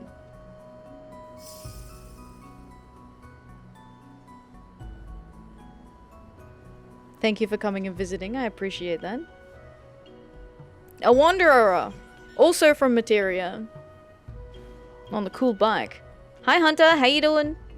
Hello, hello. Thank you for the bunny check-in. Yo, you're nearly at 50. 49 bunnies. Thank you, thank you. How you doing?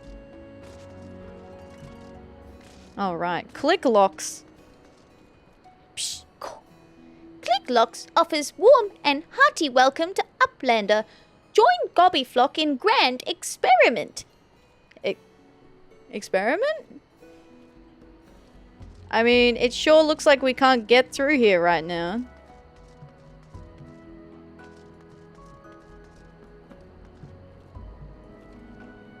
So, we are free to go where, exactly?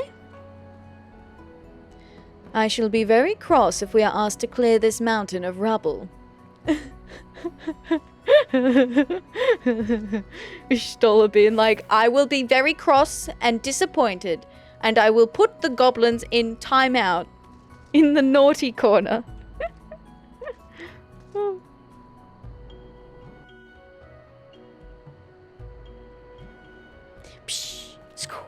By order of Chief Slowfix, Uplanders can come and go at will. One moment for clearing away barricade.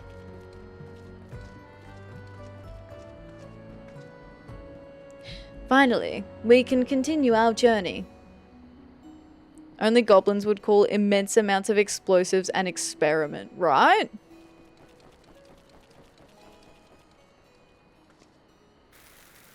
Oh.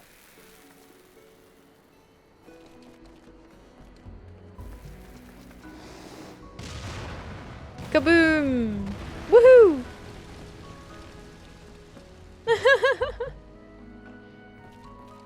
Nearly blew me up.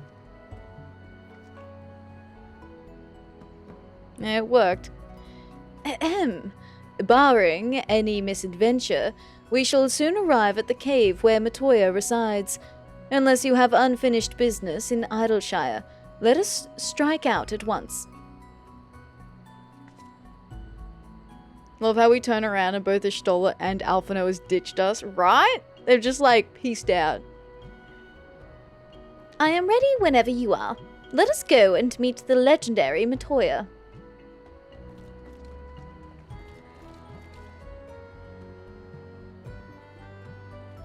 Woohoo! Oh. Okay, he says the same thing. Ahead lies the answering quarter, where the scholars of Sharlayan gathered to hone their knowledge. Even from this distance, 'tis plain that much of it has been given back to the wilderness. Okay. Oh, I'll take the Ast weapon. But the final leg of our journey remains. Let us go and meet the legendary Matoya. They didn't care if Warrior of Light blew up. Yeah, right? They're like, they'll figure it out. Can think of one certain cat girl who's agreed that copious amounts of explosives is called experimental. Oh yeah, Nashu.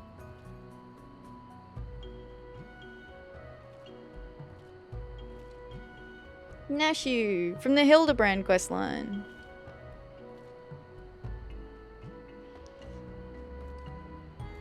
The amount of crazy shit the Warrior of Light has fought, they were confident we'd survive a mere explosion. Yeah, maybe that's it.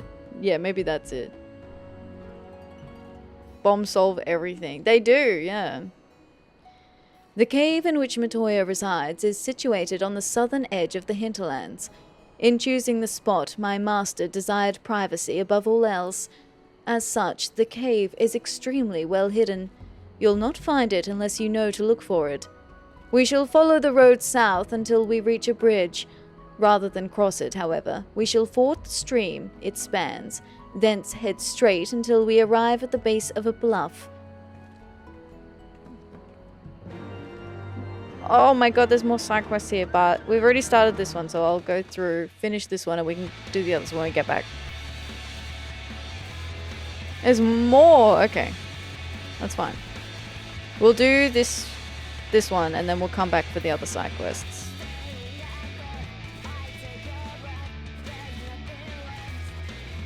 Oh.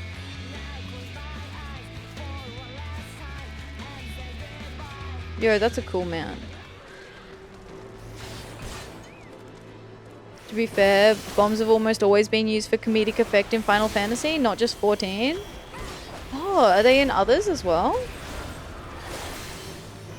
I'm trying to think if there was one in 7 when I played.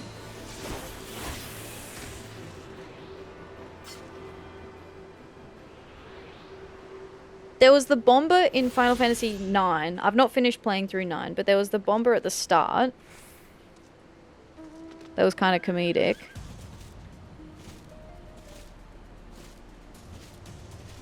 But it was one of like the flame dudes. A few bombs in 7 were the main weapon against the reactors. Oh yeah, that's right. When we were helping. when we were definitely helping and not murdering innocent people. I remember that. Yeah. We were helping. Just a little eco-terrorism.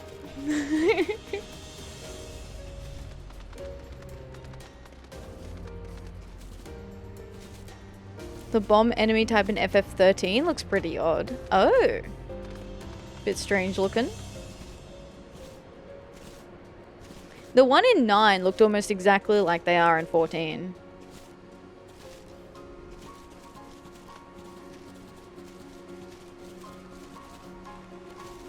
I was like, I know what that does. Never heard anyone, except for the people who lived in the general vicinity of those reactors. Yeah. Right?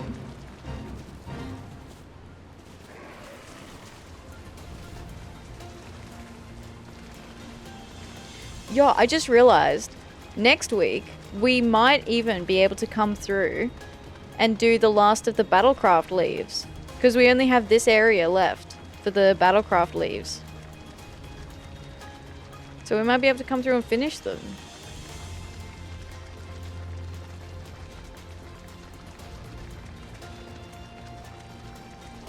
Yellow. I am slow. Where's the... How do I get in there?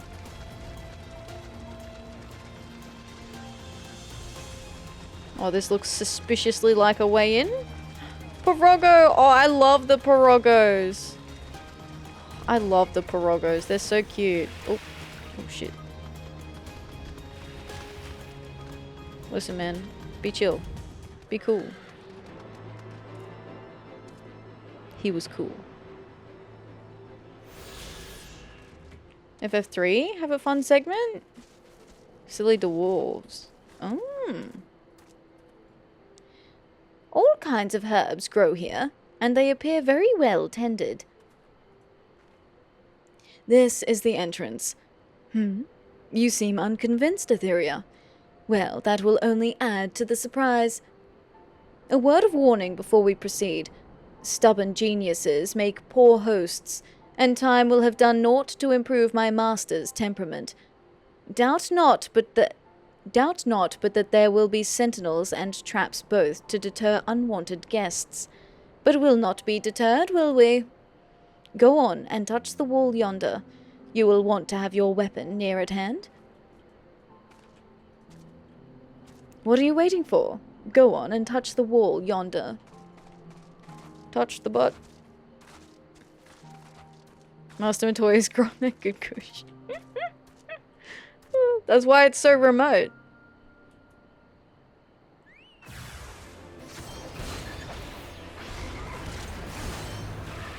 We are about to head into an ad, so I'm going to kill these little dudes. And then I'm going to take a quick BRB, because I got to go feed the cat and whatnot. And then I'll be back. So now is a good time to grab your snacks, make a cup of tea, hot chocolate, coffee, and we will be right back very soon. Oh, water, hydrate, stretch, you know, that sort of stuff. Alright, I'll be right back after this ad break. BRB. I'm back. Hello, hello. Alright. Oh, cat is fed. And I boiled another cup of tea. I'm going to take a sip of. Oh, yeah, that's the good shit. Nice hot cup of tea.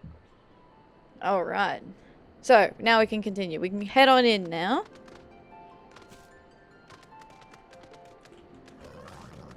Okay. Do you have anything to say about that, Alphino? No. Those sentinels may suffice to discourage the average trespasser, but not the warrior of light. The way should now be clear. Come, let us go and see my master. Alpha is still focused on the herbs. Yeah, he's still thinking about it. He's still looking. He's like, is that a schedule 1? Or...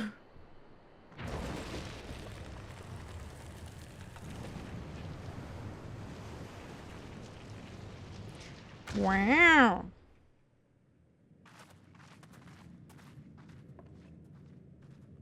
Don't you know it's rude to enter without knocking? The youth of today. No manners at all. I like her already. Got myself a dozen of donuts. Yum. Yum, yum, yum, yum, yum. Oh, man. Donuts are great. I actually can eat gluten-free donuts. They do make them now. I think it was it last year or the year before that I had a glazed donut for the first time? That shit is delicious. Yum.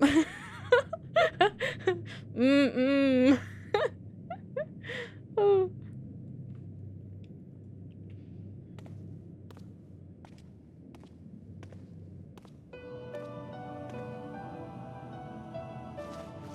Though we neglected to knock, we did create something of a commotion.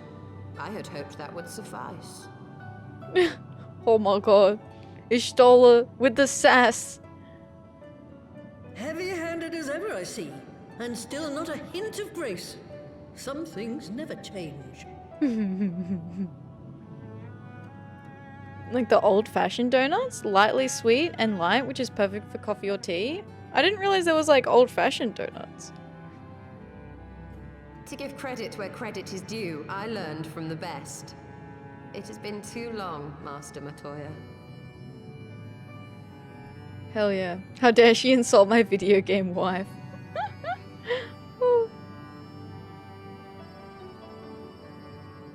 Indeed it has. Oh, it's good to see you again, my girl.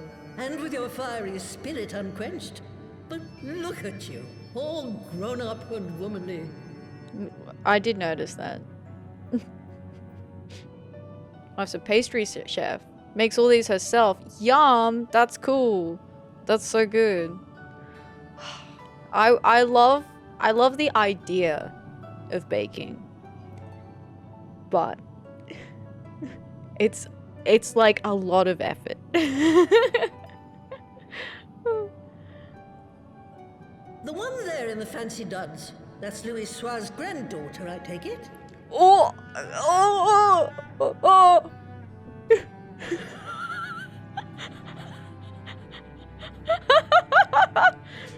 Elfino got mistaken for Alizé. Oh my god, that's hilarious. Old-fashioned is a type of donut that has no glazing or frosting on it. Just the dough of the donut? Ah, okay, cool. Oh, granddaughter, yeah. Also, hi Evan, how you doing? I don't know if I asked how you are, but I hope you're doing well. Welcome. Goes the other way for once. Exactly, right? Grandson, begging your pardons. You knew my grandfather, my lady. Knew him? Ha! We were constantly at each other's throats. Like rabid dogs we were. Oh, he was a stubborn bucker, was your grandfather. Never a dull moment when he was around, though, I'll give him that. As for you, boy, I've known you since you were a rosy-cheeked babe at the teat. Oh well. How embarrassing. Sister too, I gather. May I say what an honor it is to meet you again, my lady? Spare me the hollow pleasantries, boy. I'll wager my remaining good teeth you didn't come to a forgotten corner of Eorzea to flirt with a wrinkly old woman. Now out with it. What is it you need of me? Hell yeah. She's like, alright, straight to business. Don't walk into my house and say hi, how you doing, and not give me the follow-up. She kind of reminds me of, like a Studio Ghibli character. I think from Howl's Moving Castle? I think it's that one? She's a take no shit sort of lady. Yeah, exactly. It could be a different Ghibli movie that I'm thinking of.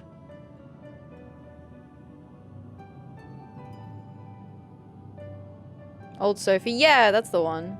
Azizla. I never thought I'd hear that name again. Again? So you've heard it before? You are familiar with it? As familiar as one can get from poring over musty old tomes. The Alagons set the Isle afloat not long before the sun set on their empire. Old Louis Soir and I often talked about it. Was Louis Soir and her like a thing, or? She reminds me of Old Sophie too. I go, it's, oh wait, never mind. Yeah, yeah. Fun fact, Matoya was in Final Fantasy 1. Whoa, an OG. The place is home to a research facility dedicated to finding ways of mastering mighty beings, such as primals and dragons. And find ways it did too, frightening ones. Oh. Such secrets as lie buried on Azizla aren't fit to see the light of day. And now you tell me a band of dragon-baiting primal botherers are trying to dig them up? I don't know about trying. They might have been successful. They do have the key to the front door, is what I'm saying. Indeed. And to make matters worse, the Ascians have a hand in their plot. They must be stopped, no matter the cost.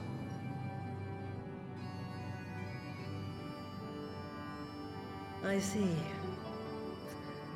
Very well. Not canonically a thing, but feel free to write the fic. My headcanon's going crazy. You will help us then? Truly? I had not anticipated such an impassioned response. Could it be that the presence of young blood has stirred your own? Hey, Ishtola, listen. Don't push it, alright?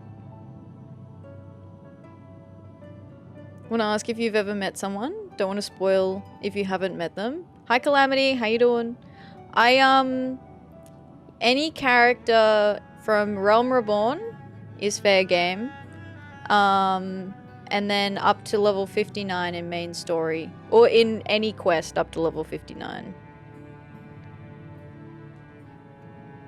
Everyone's getting in on this. The Pope, the Asians, the Garleans, right?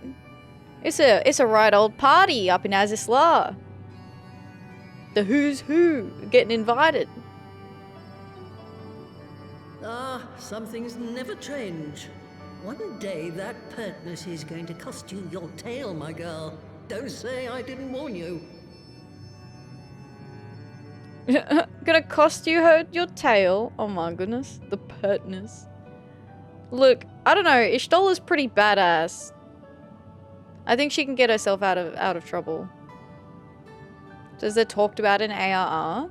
Do you mean Kryl?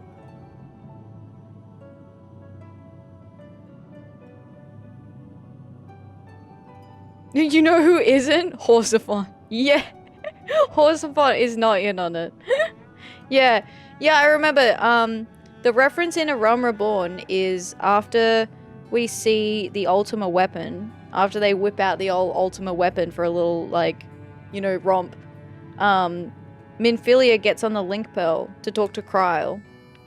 But then after that, they do talk about her being, I think she's unwell. So they were worried because she was one of the students of Baldessian, and the whole isle for the students of Baldessian went missing. And they were worried about Kryl specifically, because she was related to that. But then they found her, but she was like really unwell or like not conscious or something. So that's where Kryl currently is at the moment. We've not met her, but we are aware of her and her connection to the students of Baldessian.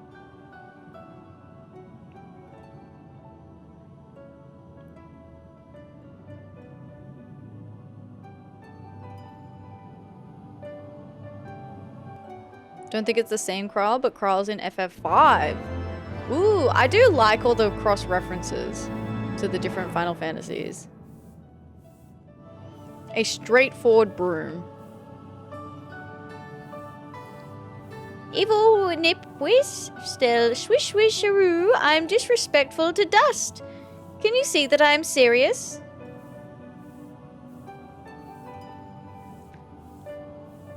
Let's sweeping love. Let's sweeping love? I'm disrespectful to dust. I would hope so. You are a broom. True. Same names for Galuf and Kryl from FF5, but they have differences. Ah. Do you see the tomes lying about like so many cheap romances? They are priceless. My professors at the studium would have fits if they saw them in this state. Well, they're not here, Alphino. And you know what else, Alphino? They're not fucking invited, alright? Being here calls to mind my days studying under Matoya. Though she was the strictest and most irascible of mentors, she led by example and inspired one to greater heights. Were it not for her sage guidance, I should not be the woman I am. Oh, so she has a lot of respect for Matoya. Hey, very nice, Calamity, very nice. If you are subscribing, we do have a craft stream happening next weekend. So you can choose 2 to 6 colors or come along even for the craft stream. It's on Friday, Easter Friday. And we're going to be making some crafts.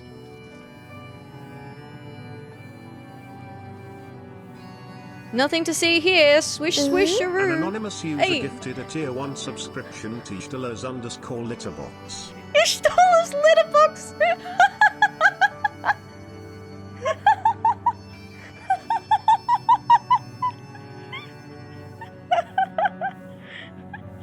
That's a good one. I like that one. Oh. Thank you for the gift sub. I appreciate that. Thank you for supporting the stream. Thank you. I meant 14. Oh, no. Okay, no, don't worry about it. No.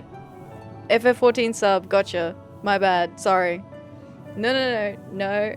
All good. Hi, Lex. How you doing? Hello. Welcome in. Please take care of yourself first, for sure. Saro Roggo. Greetings and welcome to my mistress's abode. How may I serve you? Thank you for the check-in. I appreciate that. 2 bunnies. 2 little bunnies. Now they're good friends. Thank you for collecting a little friend for your bunny. And Lex, thank you for the bunny check-in as well. I appreciate that. Thank you, thank you. A pocket Nox, that's so cute. It's like my cat IRL. It's almost like mine too. Mine's like a dark grey. MLM, thank you for the bunny check-in. Oh, you've got the 3 musketeers. Thank you for collecting your 3rd fluffy friend. An anonymous user gifted a tier 1 subscription to Idyllshire Thighs. Oh my god, that's a good one too. That's funny. Thank you. Thank you for the gift subs. I appreciate that. Thank you, thank you.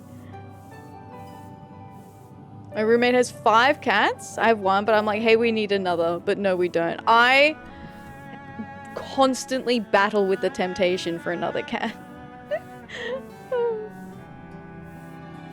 What do you do here? I am Saro Roggo, a humble servant of Mistress Matoya.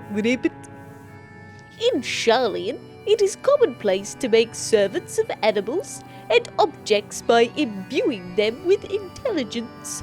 But my mistress's grace, I was raised from a lowly toad to become a Porogo capable of speech and reasoning.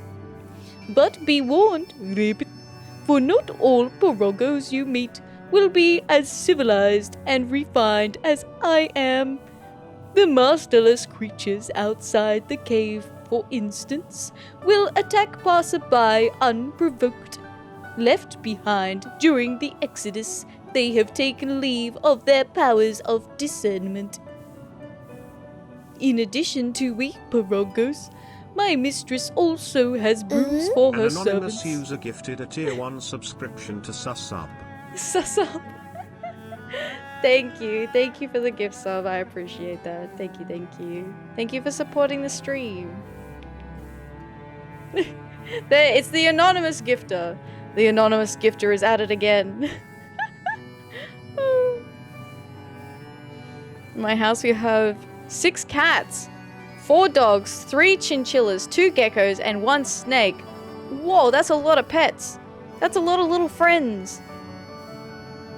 That is a lot of little friends. Chinchillas are cute though. Super cute. I like the 1 snake.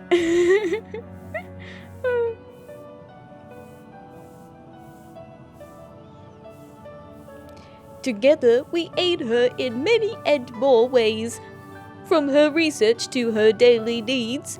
Indeed, there is no end to the tasks that want for doing. That's kind of sweet. Alright, what kind of place is this? You asked me, it's too many little friends. It's a lot of work to take care of, I think. Yeah, that's like the one thing holding me back from a second cat, is it's like, taking care of 1 cat, easy. 2 cats is like a lot of extra work. Like, that's extra litter changes, like extra yelling, extra like chaos, misbehaving, you know, zoomies at 2 a.m. 2 daughters are at that age where they've started to ask. My wife's allergic to fur, so it'll be hard to have any. Oh no! Oh, that is really hard. There are, it always depends on, you know, everyone's different. I know some people have... Underscore Kingsbird gifted a tier 1 subscription to the underscore Calamity 1204.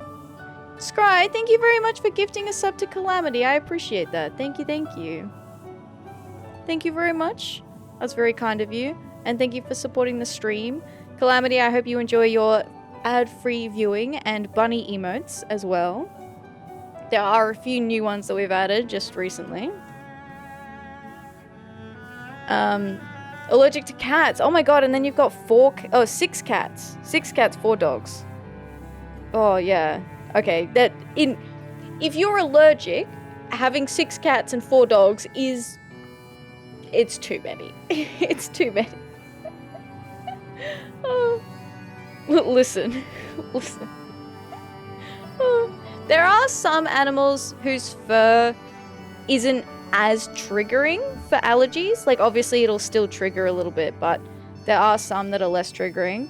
Like, so my mum has asthma, and she found it better having, like, the Samoyed as a dog, because the fur was more, like, it would come off, like, in clumps rather than, like, being really furry. It was kind of, like, soft and floofy. And then, oh my goodness. Thank you for the hype trade. Thank you, thank you. Thank you for the bits, Dragon. I appreciate that. Thank you. Thanks for supporting the stream, everyone. I appreciate that. The cats were here before I got here. 4 of them were. Okay. Okay. They were there first. Chugga chugga choo choo. Thank you. Thank you. And then, so Nyx, my cat, she's a Russian blue, and her fur is quite distinct from other cats that I've had in the past, because she doesn't really shed the same way other cats do. It's like, I don't know, she's more soft and fluffy instead of furry. I'm toasty and sleepy. Hey, nice. But thank you, everyone. I appreciate that. Thank you. Alright, what kind of place is this? This cave is hidden abode of Mistress Matoya. None are aware of its existence, save you and your companions. And whoever we tell. When my mistress first made it her home, it wasn't the most inviting of places. For one, the floor was bestrewn with the bones of various creatures. But through my mistress's magics and the broom's tireless sweeping, it eventually became the snug place you see now. The dampness remains, to be sure, but that happens to be how we Pirogos like it. I hope you do not mind, Lib. I love the Saro Roggo. Very cute. Hello, Junkmonger. Purchase items. What you got? The Mushroomery Orchestrion roll. Sure. I'll take it. Is that this song that's playing now? There's a self-possessed broom.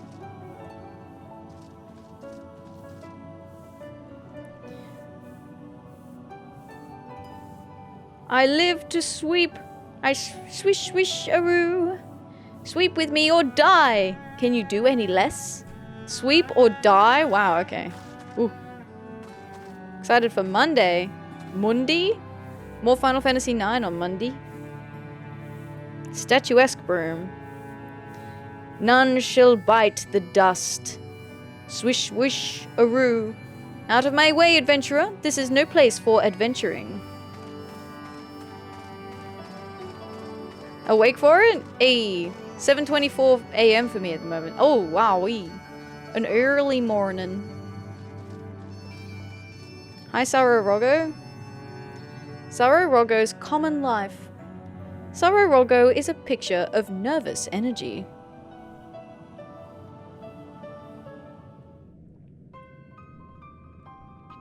Woe is me, Rip. Mistress Matoya will have my hide.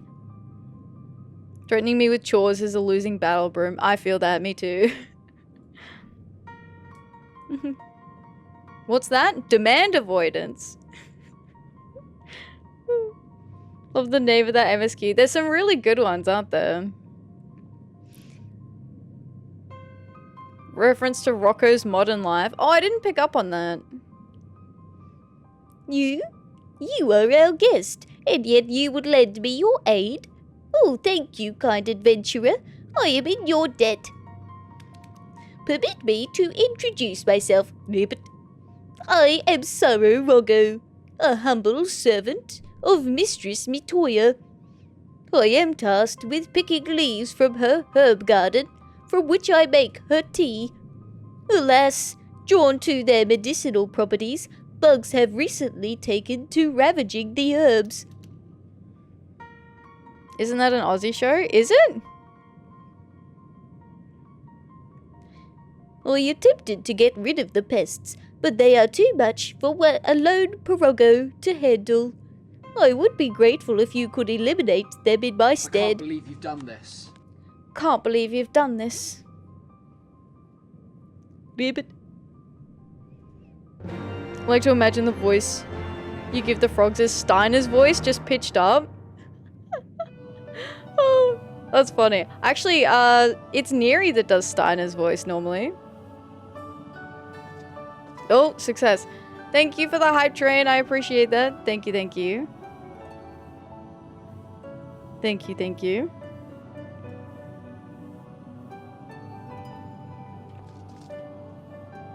I probably would give him like some nerdy ass voice though, if I was voicing Steiner. I mean the way he looks. Yeah, yeah. It does fit for sure. He's so uptight. Yeah. The way he like wobbles around. Although when he had the big pickle, that was funny. Got a cat? Yo, that's so cute. That's actually a really cute emote.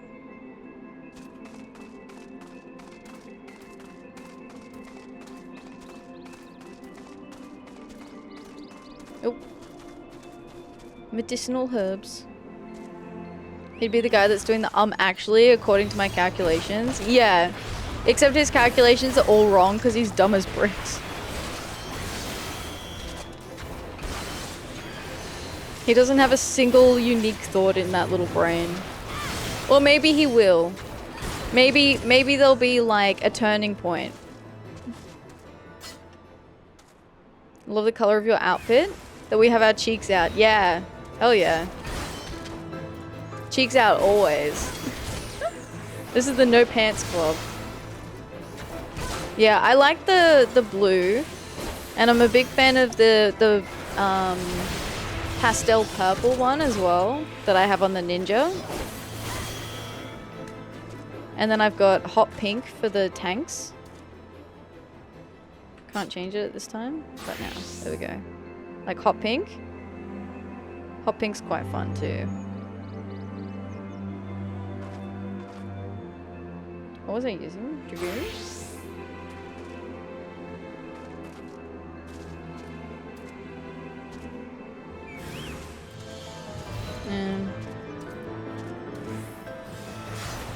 Calculations are wrong because he's over relying on ChatGPT. Yeah, yeah, he would. He'd be like, but Queen Bran said, but Queen Bran said that this was infallible.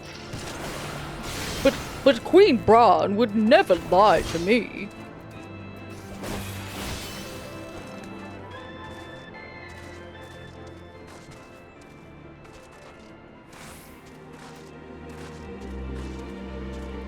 Had on a set of bottoms that had my cheeks out. During an MSQ cutscene, character was facing away from the camera and I busted out laughing. It's a serious story moment and what am I doing? Staring at ass. Yeah, exactly. Yeah. I don't know if you've noticed, but sometimes there are some very strategic crops that seem to just happen. where it's like, just like waist down. Like back shot. And I'm like, yo, this is a serious moment. Like, could you have picked a different angle for this?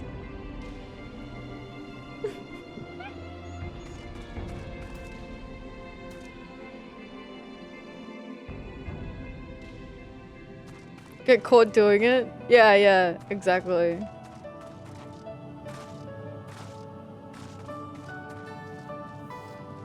An anonymous user gifted a tier 1 subscription to Backshot Baddie _ Backshot Baddie. Lamau. How do people have all these usernames? Oh my god. Backshot Baddie's kind of funny though. Oh, it's gonna be my new bio. Oh, fuck. Thank you for the gift sub. I appreciate that. Thank you, thank you. Thank you for supporting. Thank you. The bugs are no more. Oh, thank you. Not only are you kind, but you are strong as well. Ribbit. Now I can resume my duties again. Thank you for the pets, Cherry. I hope you have a good rest. Thank you for the pets and the hydrate.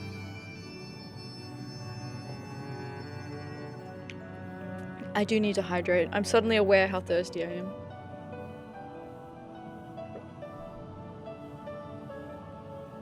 Thank you, thank you. Now I can resume my duties again, harvesting and making tea. It is all I am capable of. I'm a failed creation, you see. Unlike my mistress's other children, I'm incompetent and clumsy. Oh no! Oh, Saro Roggo! Oh.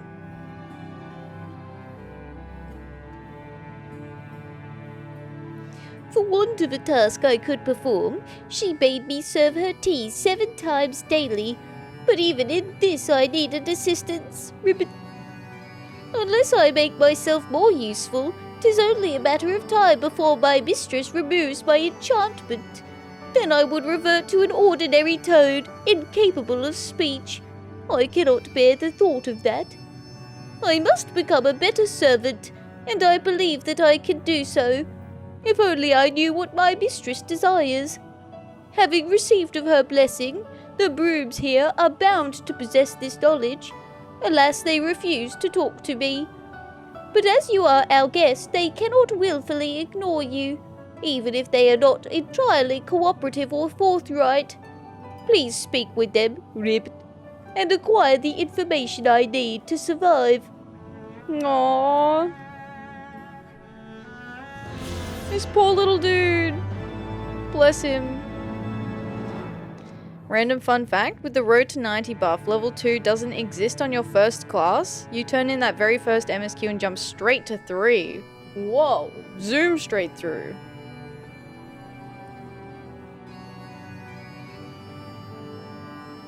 Damn.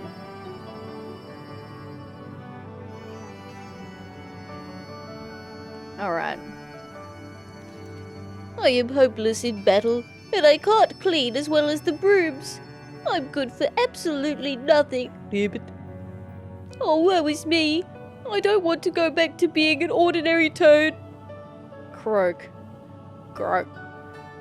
Croak. I was like, how do I croak? Oh, we have to help. We have to help Saro Roggo. Now talk to the brooms. Roommate took a class from level 1 to 50 in 5 to 8 hours. Whoa, that is fast. Statuesque broom. Should you choose to undertake this quest, you will receive no guidance from the journal or the duty list. You will need to read the text carefully and decipher the clues to determine your next course of action. Okay. The statuesque broom has pure intentions for you. That's cool. Ordinary toads get eaten. No!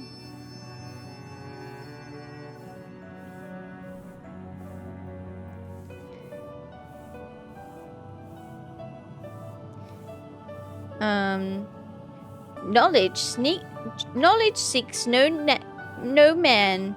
Swish, swish, sharoo. But if you desire my knowledge, you must first grant me my heart's desire. I am a finder of filth and a pursuer of purity. And right now I desire to behold that which is the opposite of dry, dirty dust, pure, untainted water. At the heart of the answering quarter there is a pool. If you follow the stream which feeds this pool to the west, you will find an untainted spring. I want you to draw water from this spring and bring it to me. So we go to the answering quarter, to the pool in the answering quarter, and then we go west. If the water is as pure and amazing as I imagine, I will share with you my knowledge. Okay. To the answering quarter.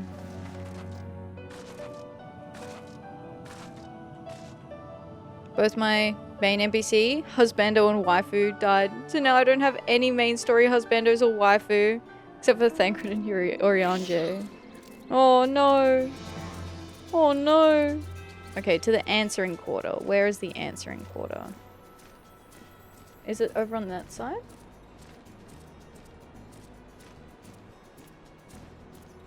Oh, up. Up this way.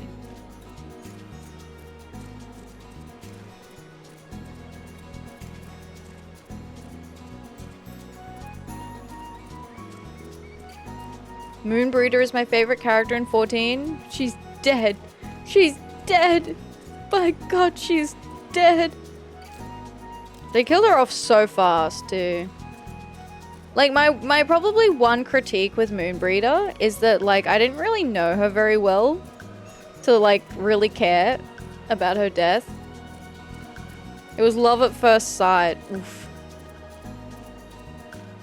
Who cares? She's hot. Oh, you're right. Okay, so this is the pool. This is the pool in the answering quarter, right? Let me just check. Yeah, okay, and then it goes west. Right, so there's 2 streams that go west. So we'll take this one first.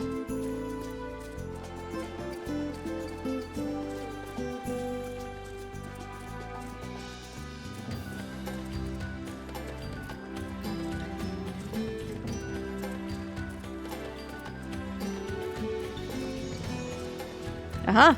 Untainted spring. Yoink. Oh.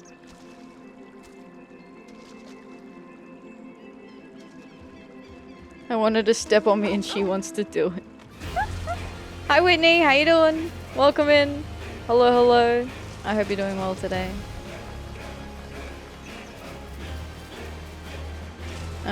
See fan art of Orion J and her from time to time on Twitter. I cry every time. Aww. Yeah, that was really sad. I think what got me about her death was Orion J. I think his reaction to it made my eyes gloss over. But I don't think her actual death, I was like, you have Torgal? I do have Torgal.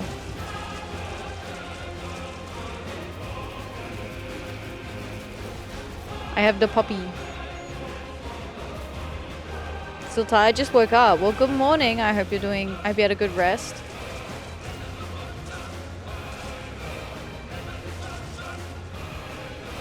Have the Mega Shiba of the cash shop? I think I do too. Did indeed? That's good to hear. Yeah, I got Torgal from when they did the crossover event. So happy. Look at this. Look how happy. Hey, I'm patting the dog here, alright? Leave me alone. Busy. See, look how happy that little face is. Oh, so cute. I spent too much money on this game. Look, no judgment from me. I've got a few cash shop mounts. Normally, I wait till they're on sale, but I think I actually got the Mamoshiba at full price when it first released. Norbles, Malboros, and Tonberries are probably my favorite reoccurring FF enemies. That's fair. The Tonberries are pretty cool. I do like the Tonberries. Been playing for 8 years. Yeah, that's fair. But the Lunar Whale twice. Oh my god. An anonymous user gifted a tier 1 subscription to Ass for Days. Ass, as far as the eye can see. Well, there's a Toy Story meme for you. We've come full circle. Thank you for the gift sub. I appreciate that. Thank you, thank you.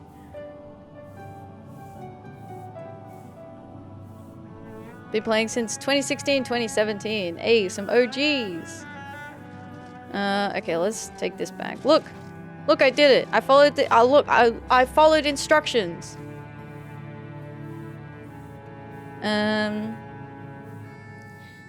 The brave adventurer returns. Swish, swish, aroo. Do you have it? The spring water. Andy's mum has toys called Woody and Buzz too. Lamel.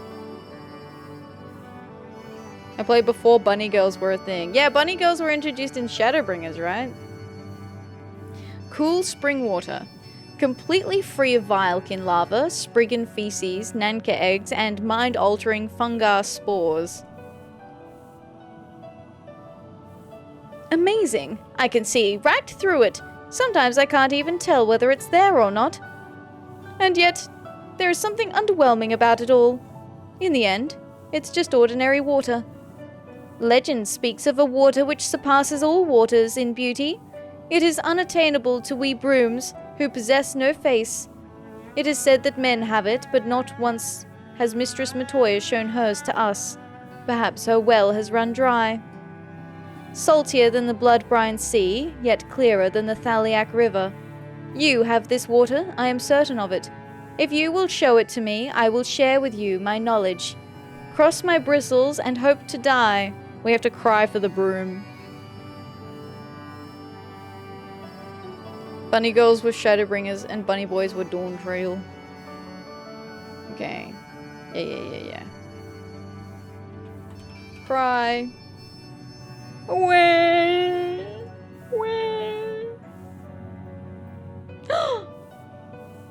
Be still, my rustling bristles. This is the water of legend, and now I remember its name.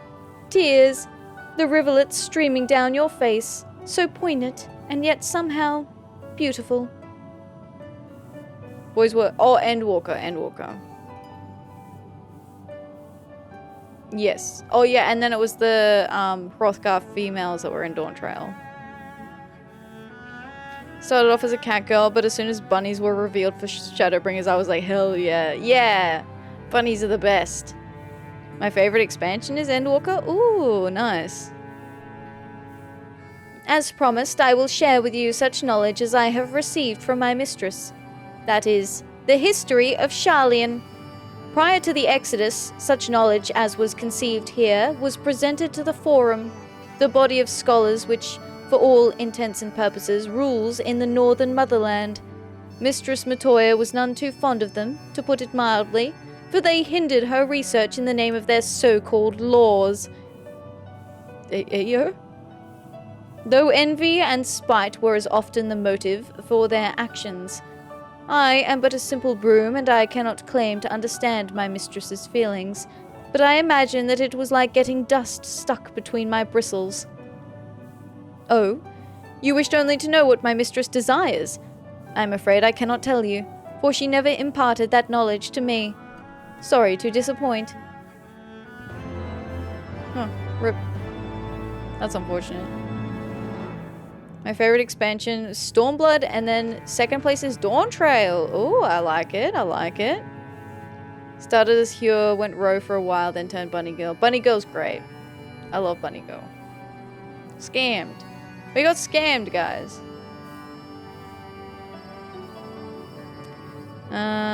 Okay, that's the... Alright, we'll try this straightforward broom. Should you choose to undertake this quest, you will receive no guidance. A straightforward fancy. The straightforward broom will share with you his knowledge in exchange for a straightforward task. That task is not going to be straightforward at all, is it? Knowledge seeks no man, swish swish aroo, but if you desire my knowledge, you must first grant me my heart's desire. Nothing fascinates me more than ether. Streams of it go round and round the world like a great tangle of ribbons. When one rides such a stream, where will one end up? I often engage in such musings. But even as I muse, I frighten myself silly. For instance, what if I were to arrive at my destination only to find that there is no dust to sweep? Can you imagine a worse fate? I can't even fathom how much gil you'll have after all the MSQ. Oh, after all the quests? Yeah. Well, I've got like 9 mil chilling in my pockets at the moment. I have a bunch on my retainers too, because I regularly put out retainers and then list stuff on market board and whatnot. Of course you can't. You are not a broom. But I am, and I require a safety measure. Something that will point the way home no matter where I find myself. A signpost for ethereal travel, as it were. Sparkly, glowy, angularly. Such signposts used to be commonplace in Sharlayan. If you can find one and bring it to me, I will share my knowledge with you. A signpost. Okay. That from the market board and quests only. Oh no, and also I have the FC submarines as well. So I to be fair, I spend a lot of gil too. Like I just will randomly buy myself a little treat for a couple of mil.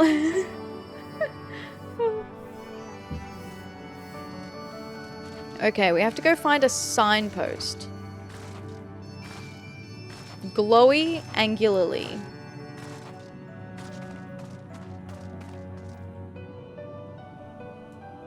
A glowing angular signpost. Have a way to get 2 mil a month if I keep up with it. Hey, nice. That's handy. Will it be on... Surely on this side, right? I'm gonna have to go looking. Well... we can start at the bottom here. What do you reckon?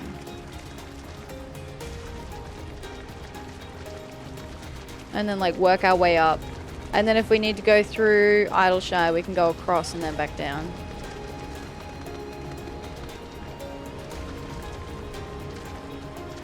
Tell it to you when you get that far in. Hey, nice. Currently at 58 mil. Don't do any crafting. Most of it just passive gil. That's good.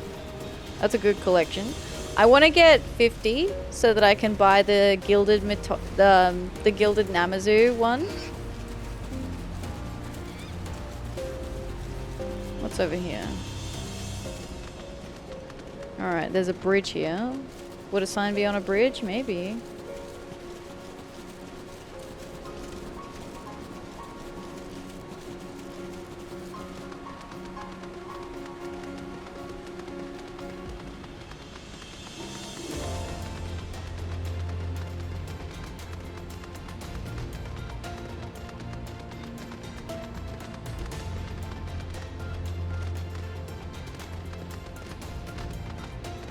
Maybe like an entrance sign? Otherwise, oh wait, glowy sign. That's a glowy sign over there. Oh. Oh, ether, right, etherite, broken etherite.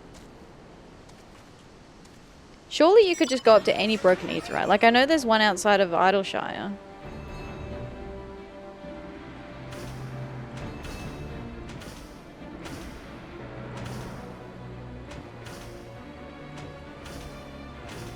I've seen at least one other broken aetherite.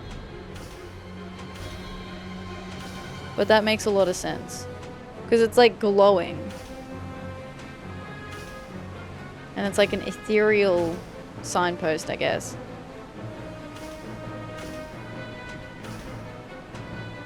If I were to count my FC assets, probably be around 200 mil, but I think that's a bit unfair to count. Yeah, that's fair, that's fair. I count mine because I am the SPC. It's just me. Well, there's a few people who are in the FC, but they don't really log on very often. So it's like, I do 99% of the FC stuff. I think for a while Jackie was doing it, but I take the guild now. I'm like, yoink. I need this for all my crafting materials for the leaves, probably.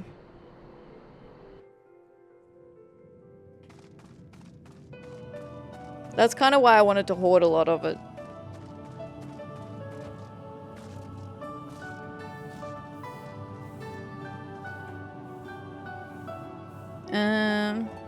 The brave adventurer returns. Swish swish aroo. Did you find it? A signpost for ethereal travel? Yes, an aetherite, of course. Is that why you have the crown? Oh, my crown? I like the crown. I don't know. It's actually funny. The crown that I wear became a really iconic part of my design, but it wasn't originally. So originally my VTuber was based off my Final Fantasy character and there was no crown, right, back then. And I one day. Oh, hi Victor, how you doing? Hello, hello.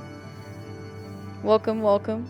But in the first year that I was streaming, so I started streaming in November of 2022,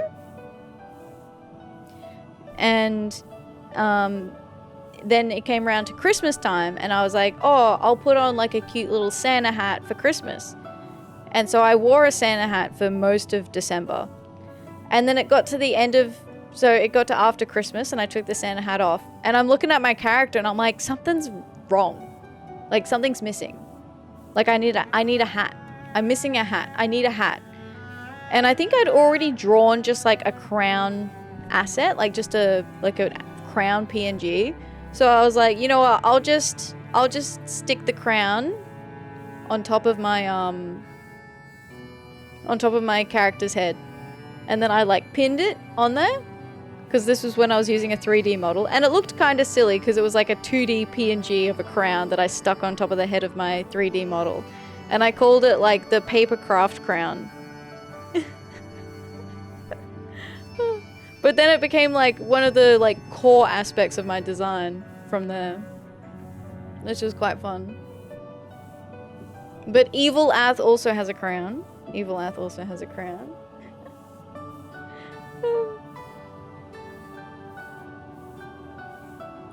When I retired from FF14, gave away all my gil, including all materials and crafts and materia, then liquidated all the remaining that could be vended. Whoa, yeah, that's right. I remember you mentioning that before. The great liquidation of FF14.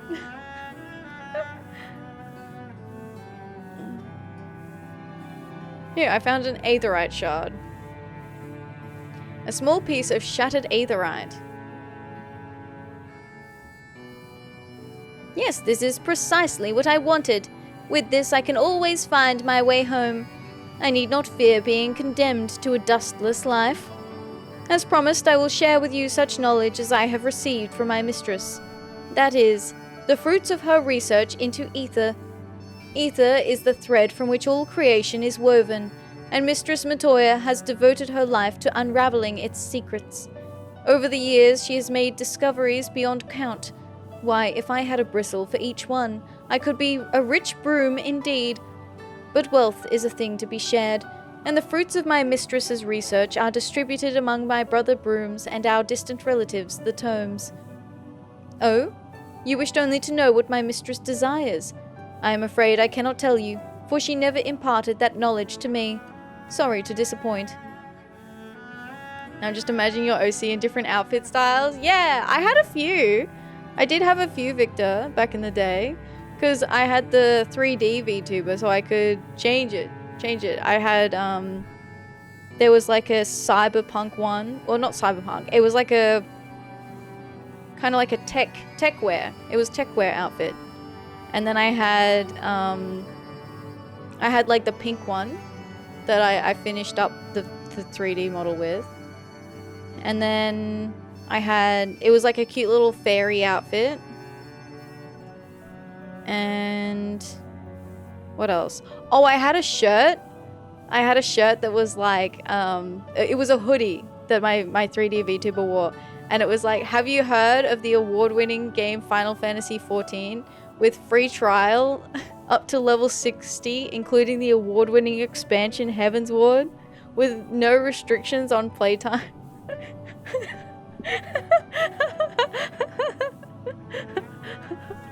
So I had a hoodie with the copy pasta on it.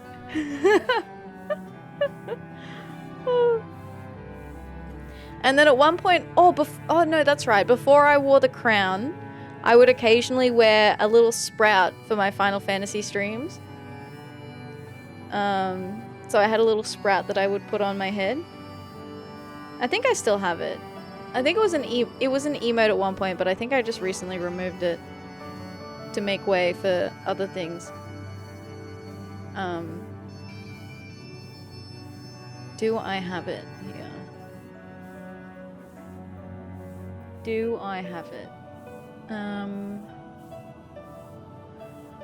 See, the question is, have I saved things in useful places?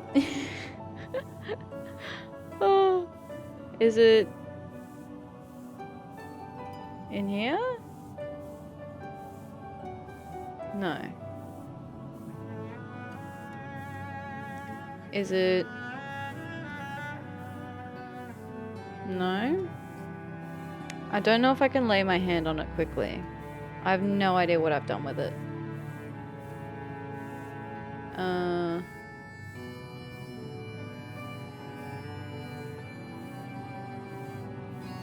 Where did I put it?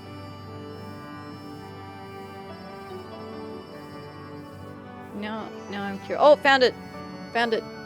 Found it, guys. Hang on. No, don't do that one. Do this one.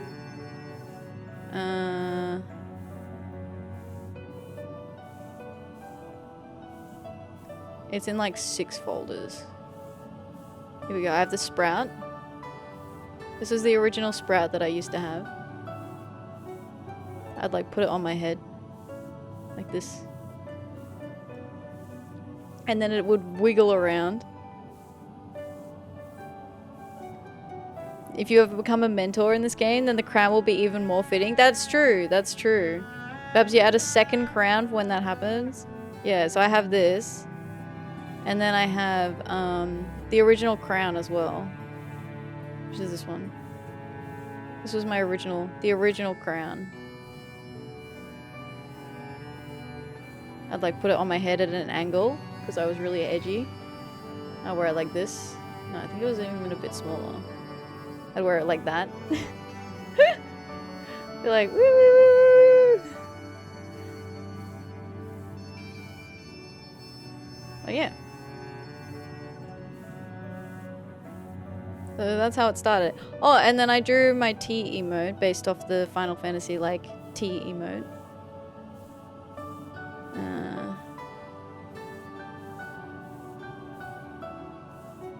This one. Little cup of tea. Having a little sip. I probably should use some of these more than I do. Oh, I forget I have some of these.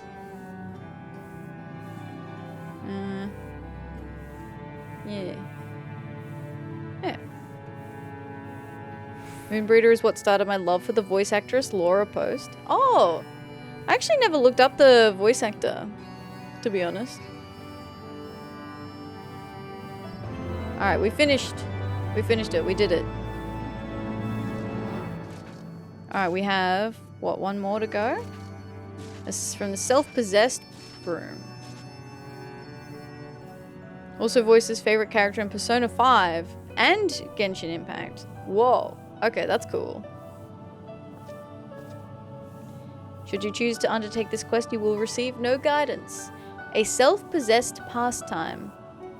The self-possessed broom needs your help to satisfy his fetish for bridges. I'm sorry, what?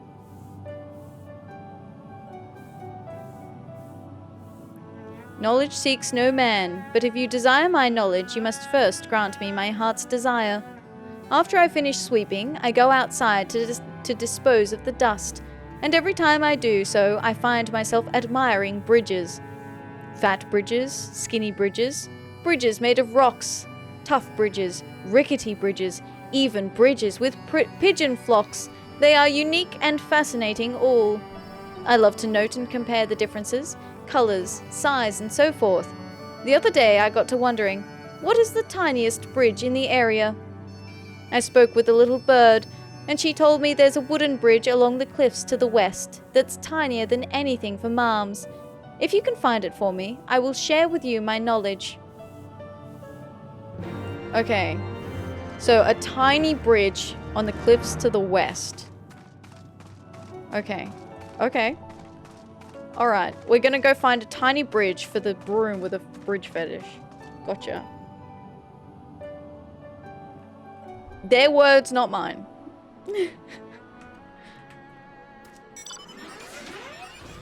Okay, we probably need to go up. Because there's like a whole thing upstairs of us. Now she voices a new character in Marvel Rivals. Ooh. Oh, there's a... Hey. I don't think that's a bridge. I think that's just a... thing. Okay, so we have to go up the cliffs.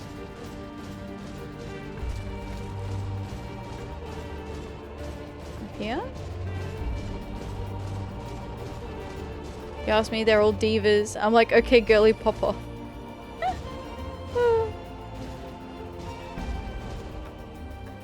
Pop off. Okay. So... like, I mean...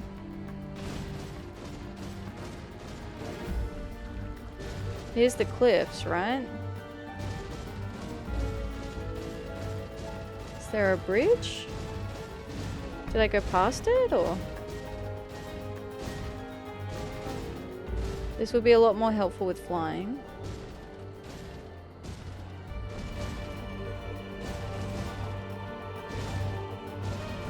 Oh, is that a bridge? That looks like a bridge.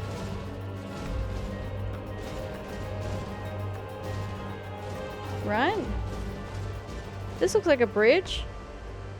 You discover a tree trunk that is arguably serving as a bridge. Yes, I found the bridge. Let me up. How do I get up the bridge? Let me up the bridge.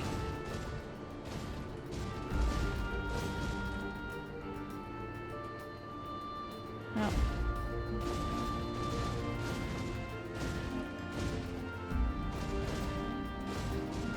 Let me on the bridge.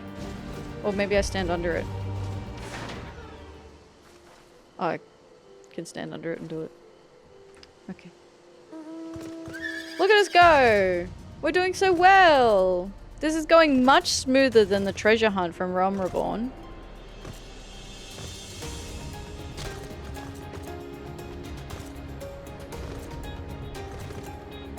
Much smoother. Watch there be like a second part and it be like me get stumped immediately.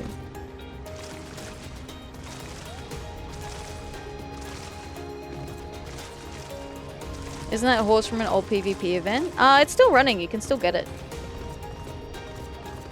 I think it went away for a while, but it is back. It's may as well be permanent now. I've been meaning to get the rest of them. Because I don't have the other two. I swear it ended recently. Did it? Did it actually? It could have ended with 7.2.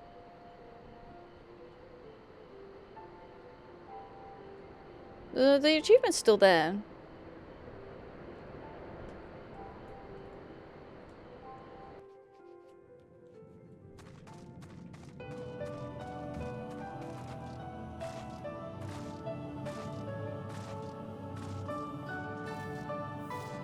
Recently? 3 years ago, restarted 2 years ago. Whoa. Time is a construct.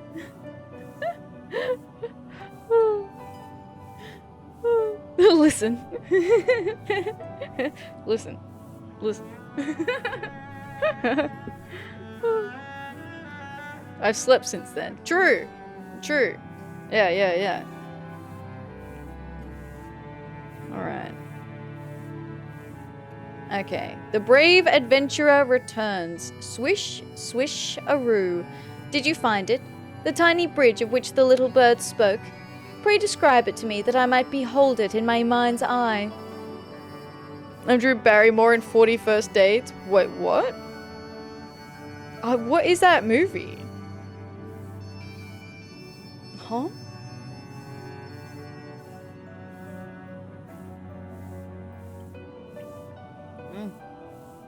No, nearly choked, but I didn't. You've never seen 40 First Dates? No, I haven't.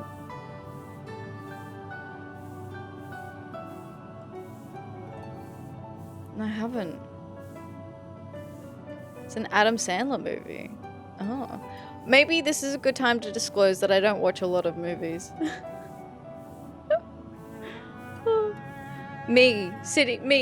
No, I couldn't possibly pay attention to a 2 to 3 hour movie. That's ridiculous. Don't have the attention span to that. Also me. Ooh. A 4-hour YouTube documentary? Don't mind if I do.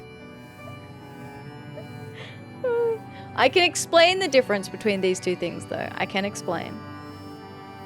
For the most part, movies heavily rely on visual effects to tell the story. So, like, sometimes there'll be moments where nothing is said. Like, there'll be action happening, but no words exchanged.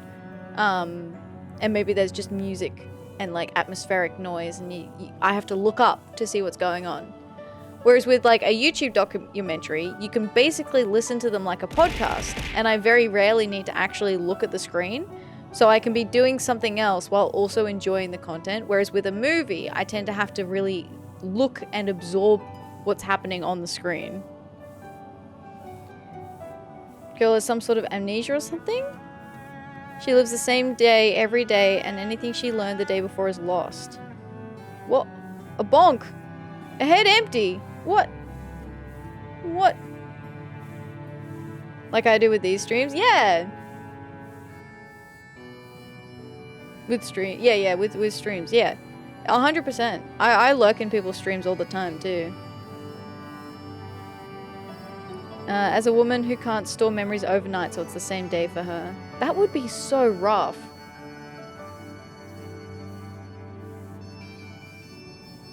Alright, let's describe this log bridge. Oh my, such a charming little bridge. Though I love big bridges, and I cannot lie, there is something to be said for simplicity. I love big bridges and I cannot lie. I should like to sweep the bridge someday. That feels like a euphemism. He loves big bridges and he cannot lie. Uh-huh, exactly. Need a screenshot. Oh, that's a good one. That is a good one. Yeah, stuck in the 80s. Yeah, that would be rough. Yeah, because you'd have no concept of time progression. So it's like the world would be moving along without you. And then all of a sudden, like, could you imagine, you know, like, just technology-wise, things moving, like, at such a, in perception, rapid rate. Needed it in 4K. That this was in a Final Fantasy game. That's funny. Yes. As promised, I will share with you such knowledge as I have received from my mistress. That is, the workings of her crystal eye. 'Tis the most prized of Mistress Matoya's possessions, allowing her to see such truths as lay hid in the ebb and flow of ether. I wonder if one can see behind the shelves with it. My bristles rustle at the mere thought of all the dust that is collected there. Oh, you wished only to know what my mistress desires. I am afraid I cannot tell you, for she never imparted that knowledge to me. Sorry to disappoint. That's rough, buddy. I know, another one. This is the third scam that we've had. Scam me once, shame on you. Scam me twice, also still shame on you though.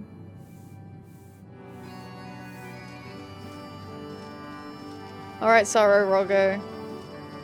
I did not get a whole lot of information from that, buddy. Ooh, should you choose to undertake this quest, you will receive no guidance. Okay. Saro Roggo is eager. What is this?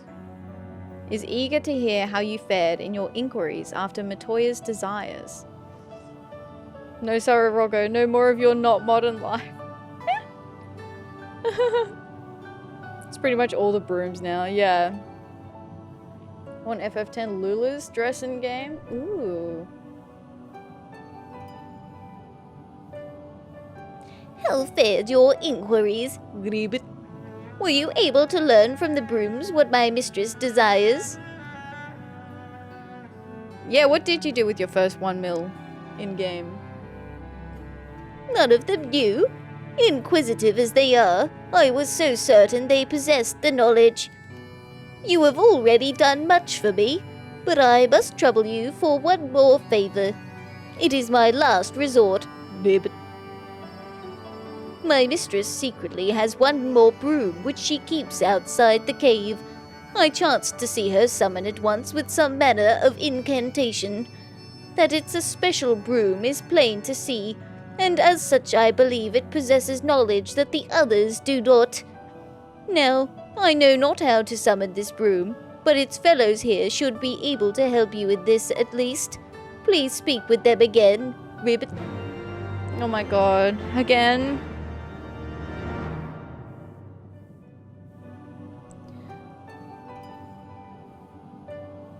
I spent it all on dyes and I have since regretted that decision. No. No.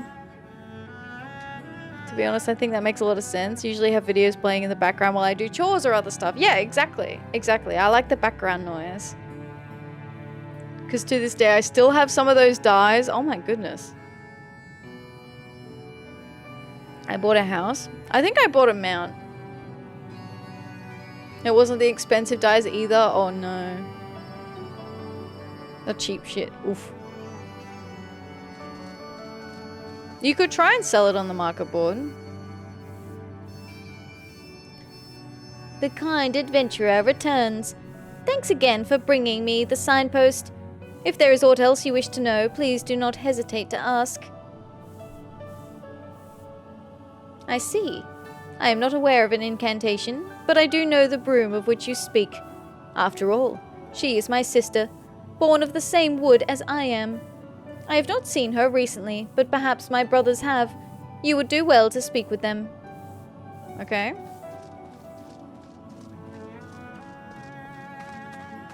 So much work, so many buttons to press. True.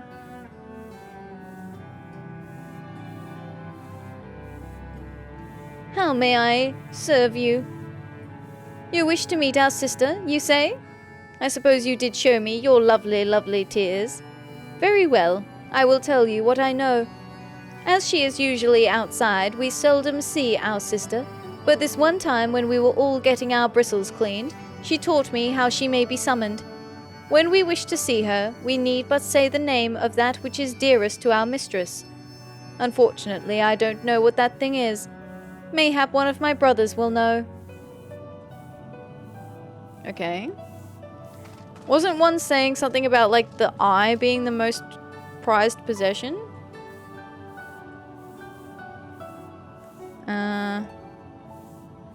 And finally, she comes to me. So you wish to know what is dearest to our mistress? That is a difficult question. From her research into ether to her herb garden, much and more is dear to her.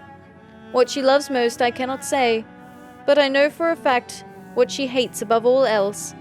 Y'shtola. How do I know this? Because she never ever talks about Y'shtola. Why, she goes to great pains to avoid the subject. She wouldn't do that for something she likes now, would she? The password is Y'shtola. Wait, hang on. Her last pupil? Her last pupil, Y'shtola. That's you. Were you able to learn it, Ribbit? The incantation by which we might summon my mistress's secret broom? So it's the name of that which is dearest to her, but we only know for certain that she hates Y'shtola above all else. Why, that isn't helpful in the least. But we can't give up. Not yet.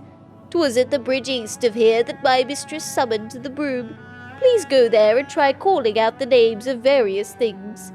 You're bound to stumble upon the right word, eventually. You must incant the spell somewhere to the east of Matoya's cave. Okay. To the east. The incantation is Saro Roggo, get the fuck out of the cave. Yeah. You gotta go. He wanted tears. Oof. Oof.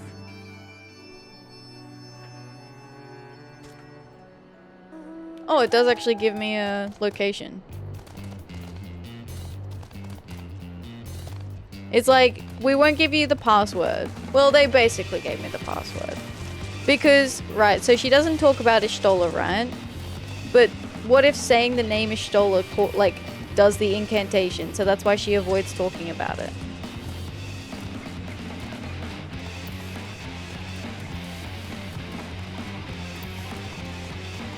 Right?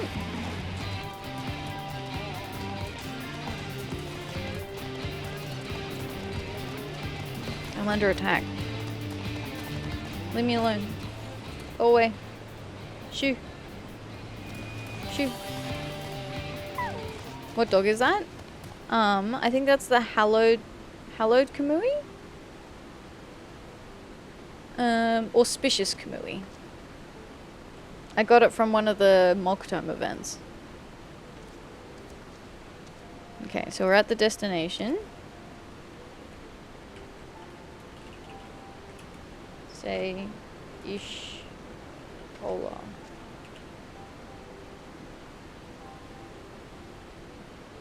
No? Did I spell that right?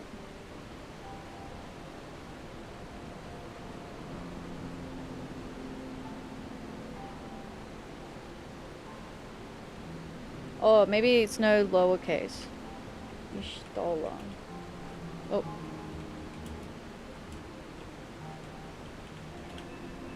Yeah, woohoo! Let's go! Yeah! Look, I feel smart. You hear the sound of sweeping nearby from Extreme and Stormblood. Plays the same music. Yeah. Oh. Sweeping, believing. Swish, swish, aroo. Who is it that summons me?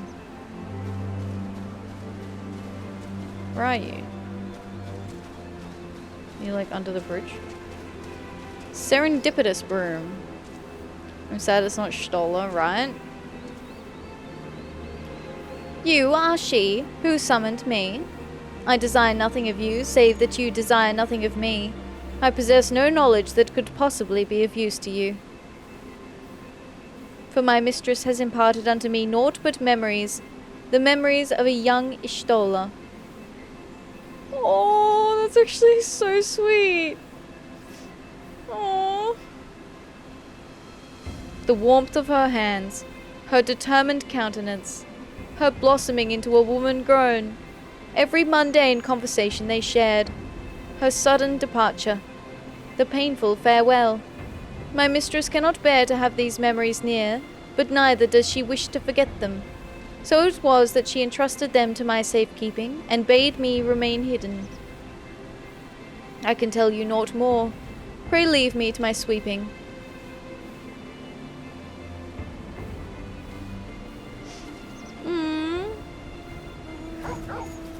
Wee. Gotta love getting the twinning in roulette. Twinning!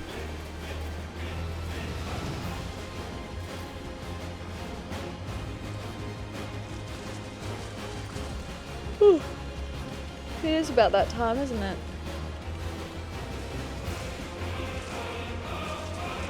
Oh, sorry. Sorry, sir. Just passing through, don't mind me.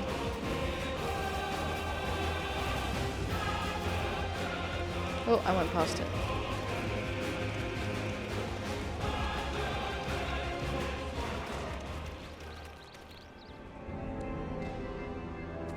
Let me in. We have to finish helping Saro Roggo tonight, though.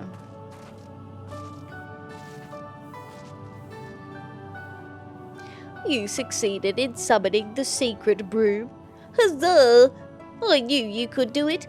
So what did the broom tell you, Vibbit? No, make you believe. No!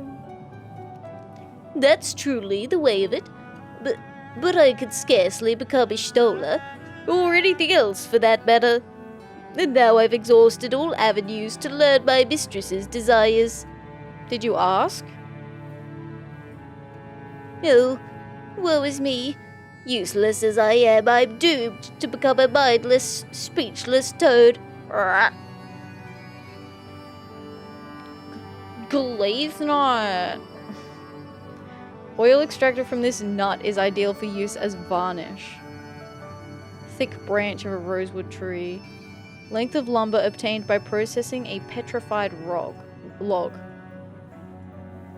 I wish I could see what stuff you make out of it.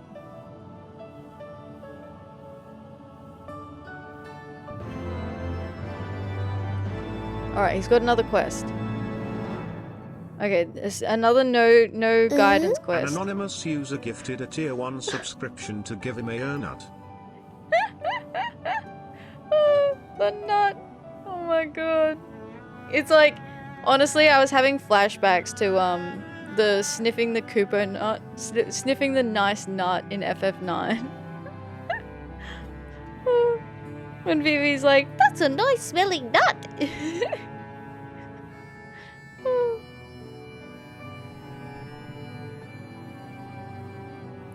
have I told you lately? Saro Roggo is resigned to his fate. But thank you for the gift sub. Thanks for supporting. I appreciate that. Thank you, thank you. When I first joined stream, yeah, that's the one. It feels like only yesterday that I was a simple toad, without a thought for aught beyond the next bug I would eat. But a twist of fate saw me chosen by Mistress Matoya. She raised me up, making me into a Roggo and bestowing upon me a name. Short though my time was serving my mistress, and poorly, these were the happiest days of my life. Will you oblige me one last favour, kind adventurer? A request from a condemned soul, Rib.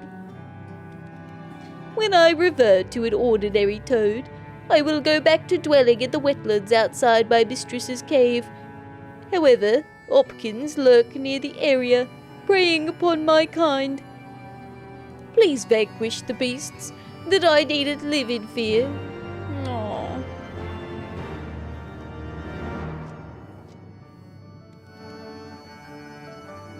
That's okay.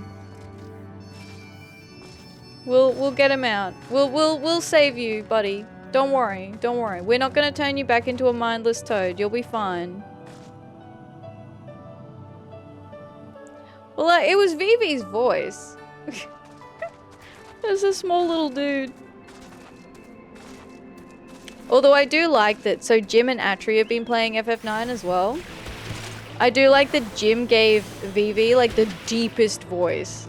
Like such a deep voice. It's quite funny.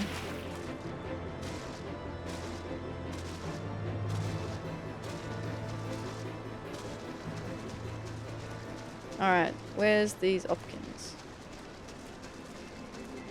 Is that an Opkin? No, that's a sun. Oh, destination.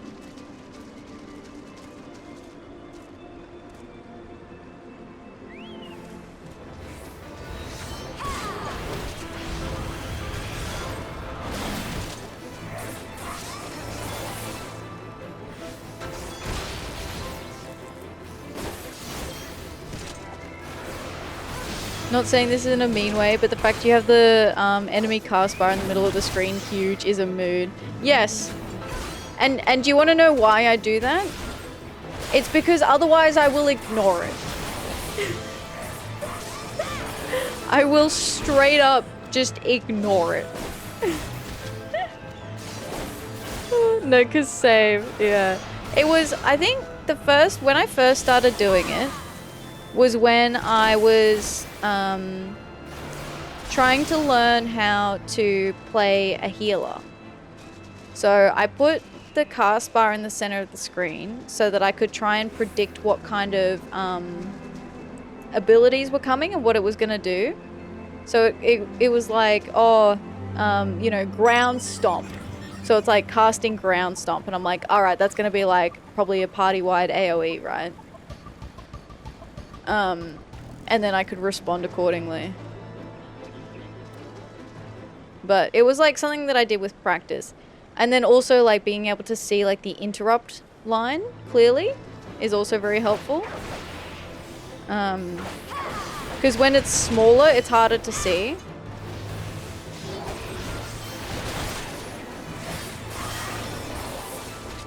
I ignore it. I'm like, oh shit, I'm dead. Yeah. Just like Yu Yu Hase, if you listen to his Japanese voice. Yes. I listened to that just kind of recently because we had, when we finished A Realm Reborn, we did like a special stream, like a event type thing, where we did a tier list for all the Realm Reborn characters. And I did this thing where a bunch of people submitted their tier lists, and then I basically tried to guess which tier list belonged to who, like who had submitted which one. And someone put Yu Yu Hase in S tier. And I was like, which motherfucker? Who? And then Neri, who helped me organize it, was like, oh, they've provided a supporting, like, it was essentially like, they've provided a supporting document. But it was, they've sent a video as well, which was the Yu Yu Hase meme with like the voice. And I was like, okay. That is quite funny. I kind of get it now. I still hate Yu Yu Hase though. Thank a lot. Interrupt is a bane of my existence. Yeah. Interrupt is like very annoying because you've got to time it just right.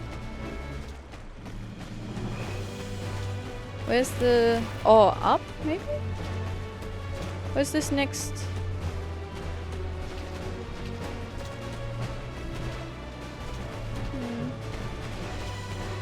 Oh, is that it? Yes.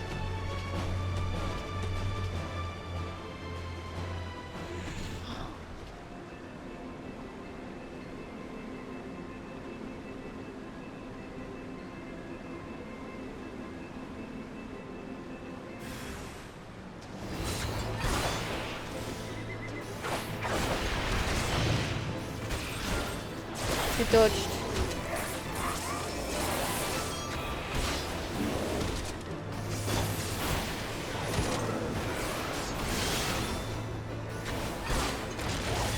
And they're like two Lalas I like. Both of them live in Uldar. I quite like Nanamo. Even though she makes dumb decisions.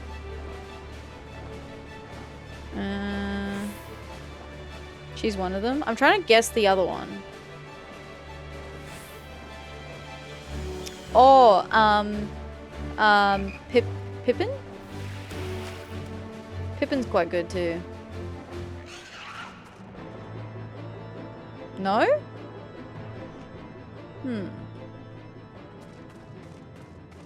Think he's meh? Fair enough.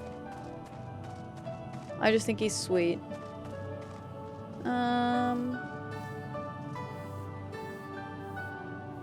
Another Lala. Is it a male or a female?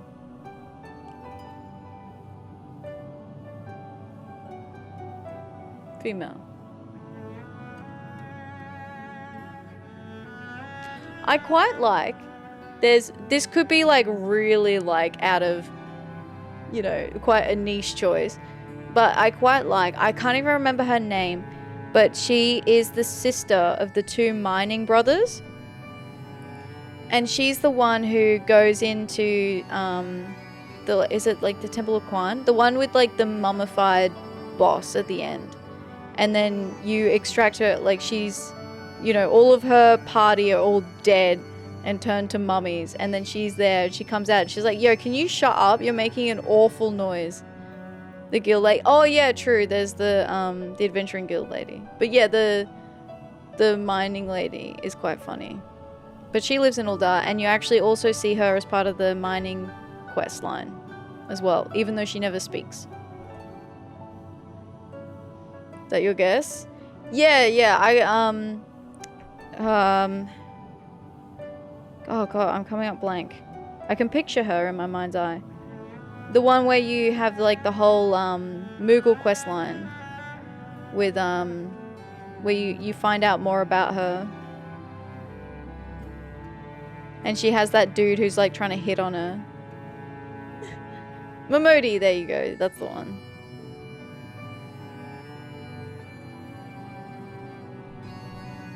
Mimodi. I don't know why my brain first thought of the really niche option.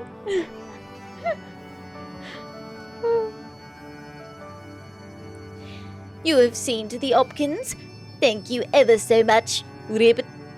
Now I can live out my days as a mindless toad in peace. I don't know what I would do without you, kind adventurer. Well, I suppose this is it. Perhaps we'll meet again at a muddy pond, or in a swath of swamp grass. Please be careful that you don't accidentally step on me. Would that there were another way, but there isn't, and I must accept my fate. Lest you are thinking to cheer me up, know that it's no use. Because the side quests have got you. True. The side quests have me in like a vice-like grip. No use at all. Cheering me up, that is. Okay, we have to cheer. Saro Roggo gazes at you with anticipation. Oh, buddy. Oh, buddy. Is it like, which... There's a couple of emotes that I'm thinking of.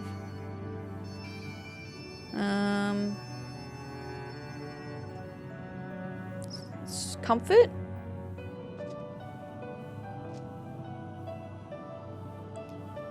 You are kind, but it is too late for me. There is naught more to be done for this failure of a Porogo. Grah. No? Soothe, maybe?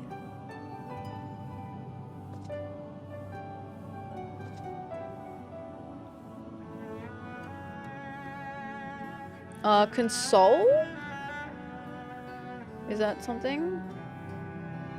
I could pay respects, Lamau.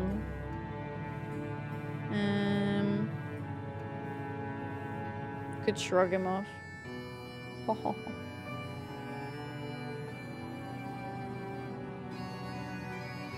Gonna head out. Have a good night, day. Good night or good day, Calamity. Thank you very much for hanging out with us today. I had fun. I hope you did too. Thank you for joining us. Okay. It wouldn't be a special, right? A study? Didn't even know I had a study emote.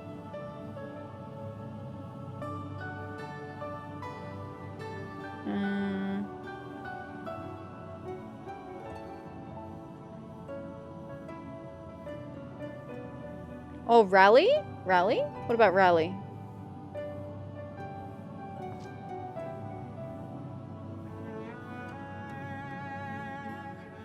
No. Can I literally slash comfort?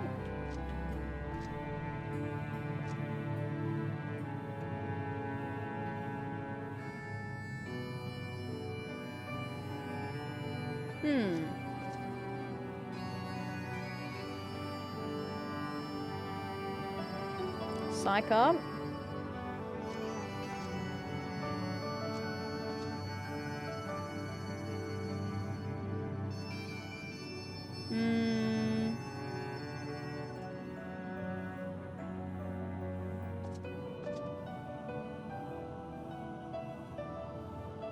Cheer?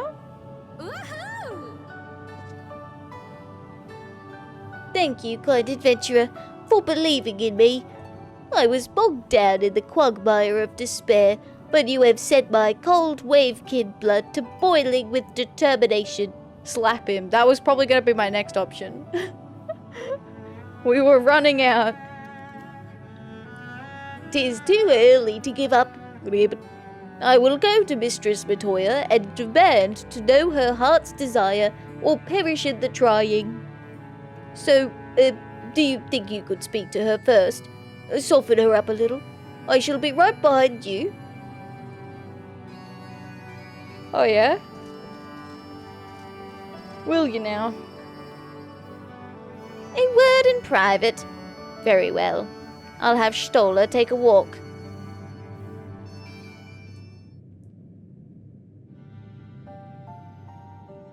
That's interesting. I wonder if you come here when no one else is here. If that dialogue is omitted. Oh, venerable mistress, your humble servant comes before you to beg a boon. I would know your heart's desire. Pray speak it unto me, and I shall see it fulfilled. What brought this on? Are you afraid I'll turn you back into a normal toad or something? Well, I'm sorry, but I've got no desires. None at all. Nay, there's naught left of me but my pride. I poured my heart and soul into my research. Passionate as I was, I invariably clashed with those around me, but even as these clashes served to stoke the fires of my motivation, they walled me off from the rest of the world. And here I am. This cave is my home now, but ere long it will become my tomb. I'll die and turn into bones amidst this gloom, and none will be the wiser. There's nothing I desire. I'm just an old woman awaiting death. No, my mistress, you are great and wise. You deserve better than that. If you will but give the command, I shall make your accomplishments known to the world, that your name might be remembered for all time. Ah, fool of a Porogo! If I desired such things, I wouldn't have hidden myself here. If someone wants my knowledge, they'll have to find my cave, and force open the door, and survive the attentions of my minions. Then there is truly nothing I can do for you? You are a stubborn one, aren't you? But if you wish to serve me so badly, very well, I shall give you a task.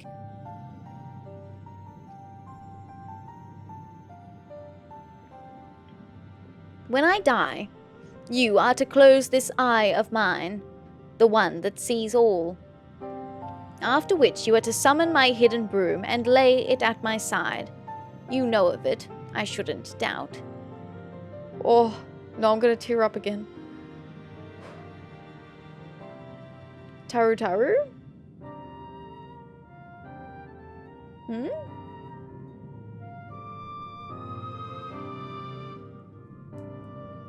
It shall be done, my mistress. As surely as my name is Saro Roggo, it shall be done. That is well. FF11 character. Ah. Did you hear, kind adventurer? Thanks to you, I've been entrusted with a task of great honor. Finally, my existence has purpose. Oh. Damn.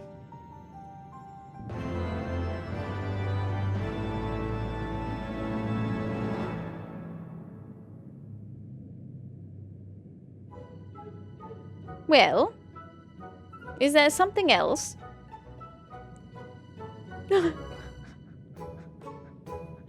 No, my mistress. I'm making sure to be present when you draw your last breath, the better to perform my duty. Bruh. I'm not going to die in a hurry, you dolt. Now stop standing about and go and make me some tea. At once, my mistress.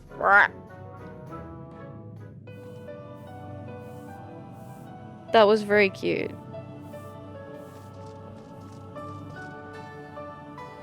Oh, 'tis you, kind adventurer. Thanks to you, I have been entrusted with a task of great honor. With my mistress yet hale and hearty for now, I continue serving her tea 7 times daily. But I stand ready to spring to my task at the first sign of her expiration. At the first sign of her expiration. Oh my god. Oh my god. Oh. I'm glad he found his purpose. I loved it when he was just like, when she's like, yeah, okay, what is my purpose? Wait for me to die. Okay. And then just like sits there like staring at her like, what are you waiting for? Waiting for you to die. Oh. I'm like, damn, okay.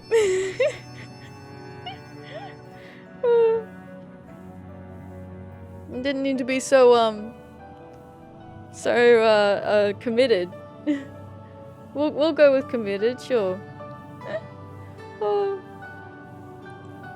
Alright. But now is unfortunately the time for us to finish.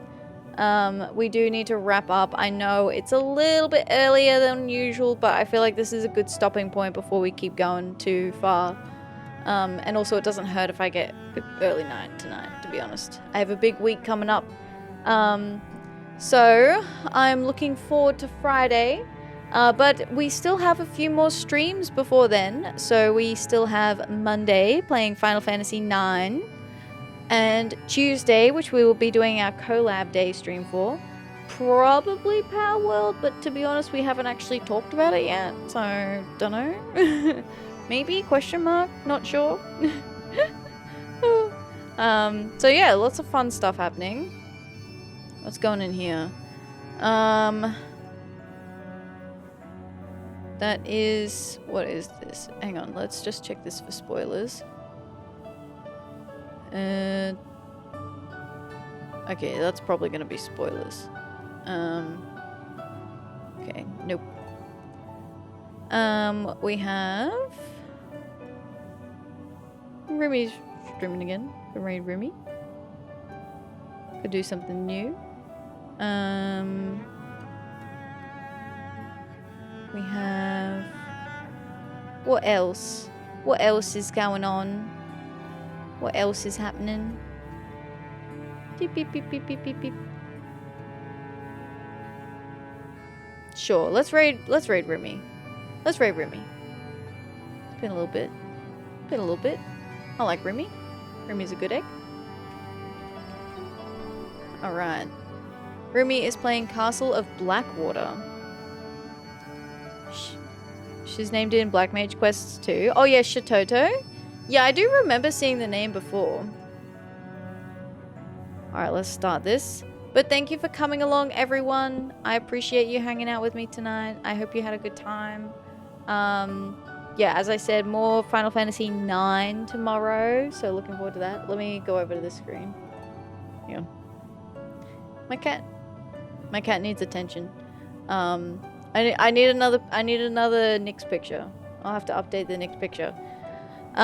Reminder that we are doing a craft stream Friday. We are starting very early. We are starting like 6 hours early, I think. Hi Jim, thanks for the check-in. I appreciate that. Thank you. And for the rattling. Hell yeah. So come along and hang out. Have a chill time. 6 hours early. Yeah, on Friday. It's up to a 10-hour stream. We'll see. I'll just keep going until we're done. So it could be up to 10 hours. If you want to catch up on my socials, like my VODs, the link is there. Interacting with my social media is very helpful and I appreciate it. If you want to like, subscribe, all that sort of fun stuff, I appreciate it. Public holiday stream. Yeah, exactly. It's a public holiday. That's why I'm streaming early. But until tomorrow, I hope you have a good day, a good evening, or a good night. Thanks so much for being here. I appreciate it. Hi, Payla. Bye, Payla. Thanks for popping by. I appreciate it. Thank you. Goodbye, everyone. Bye.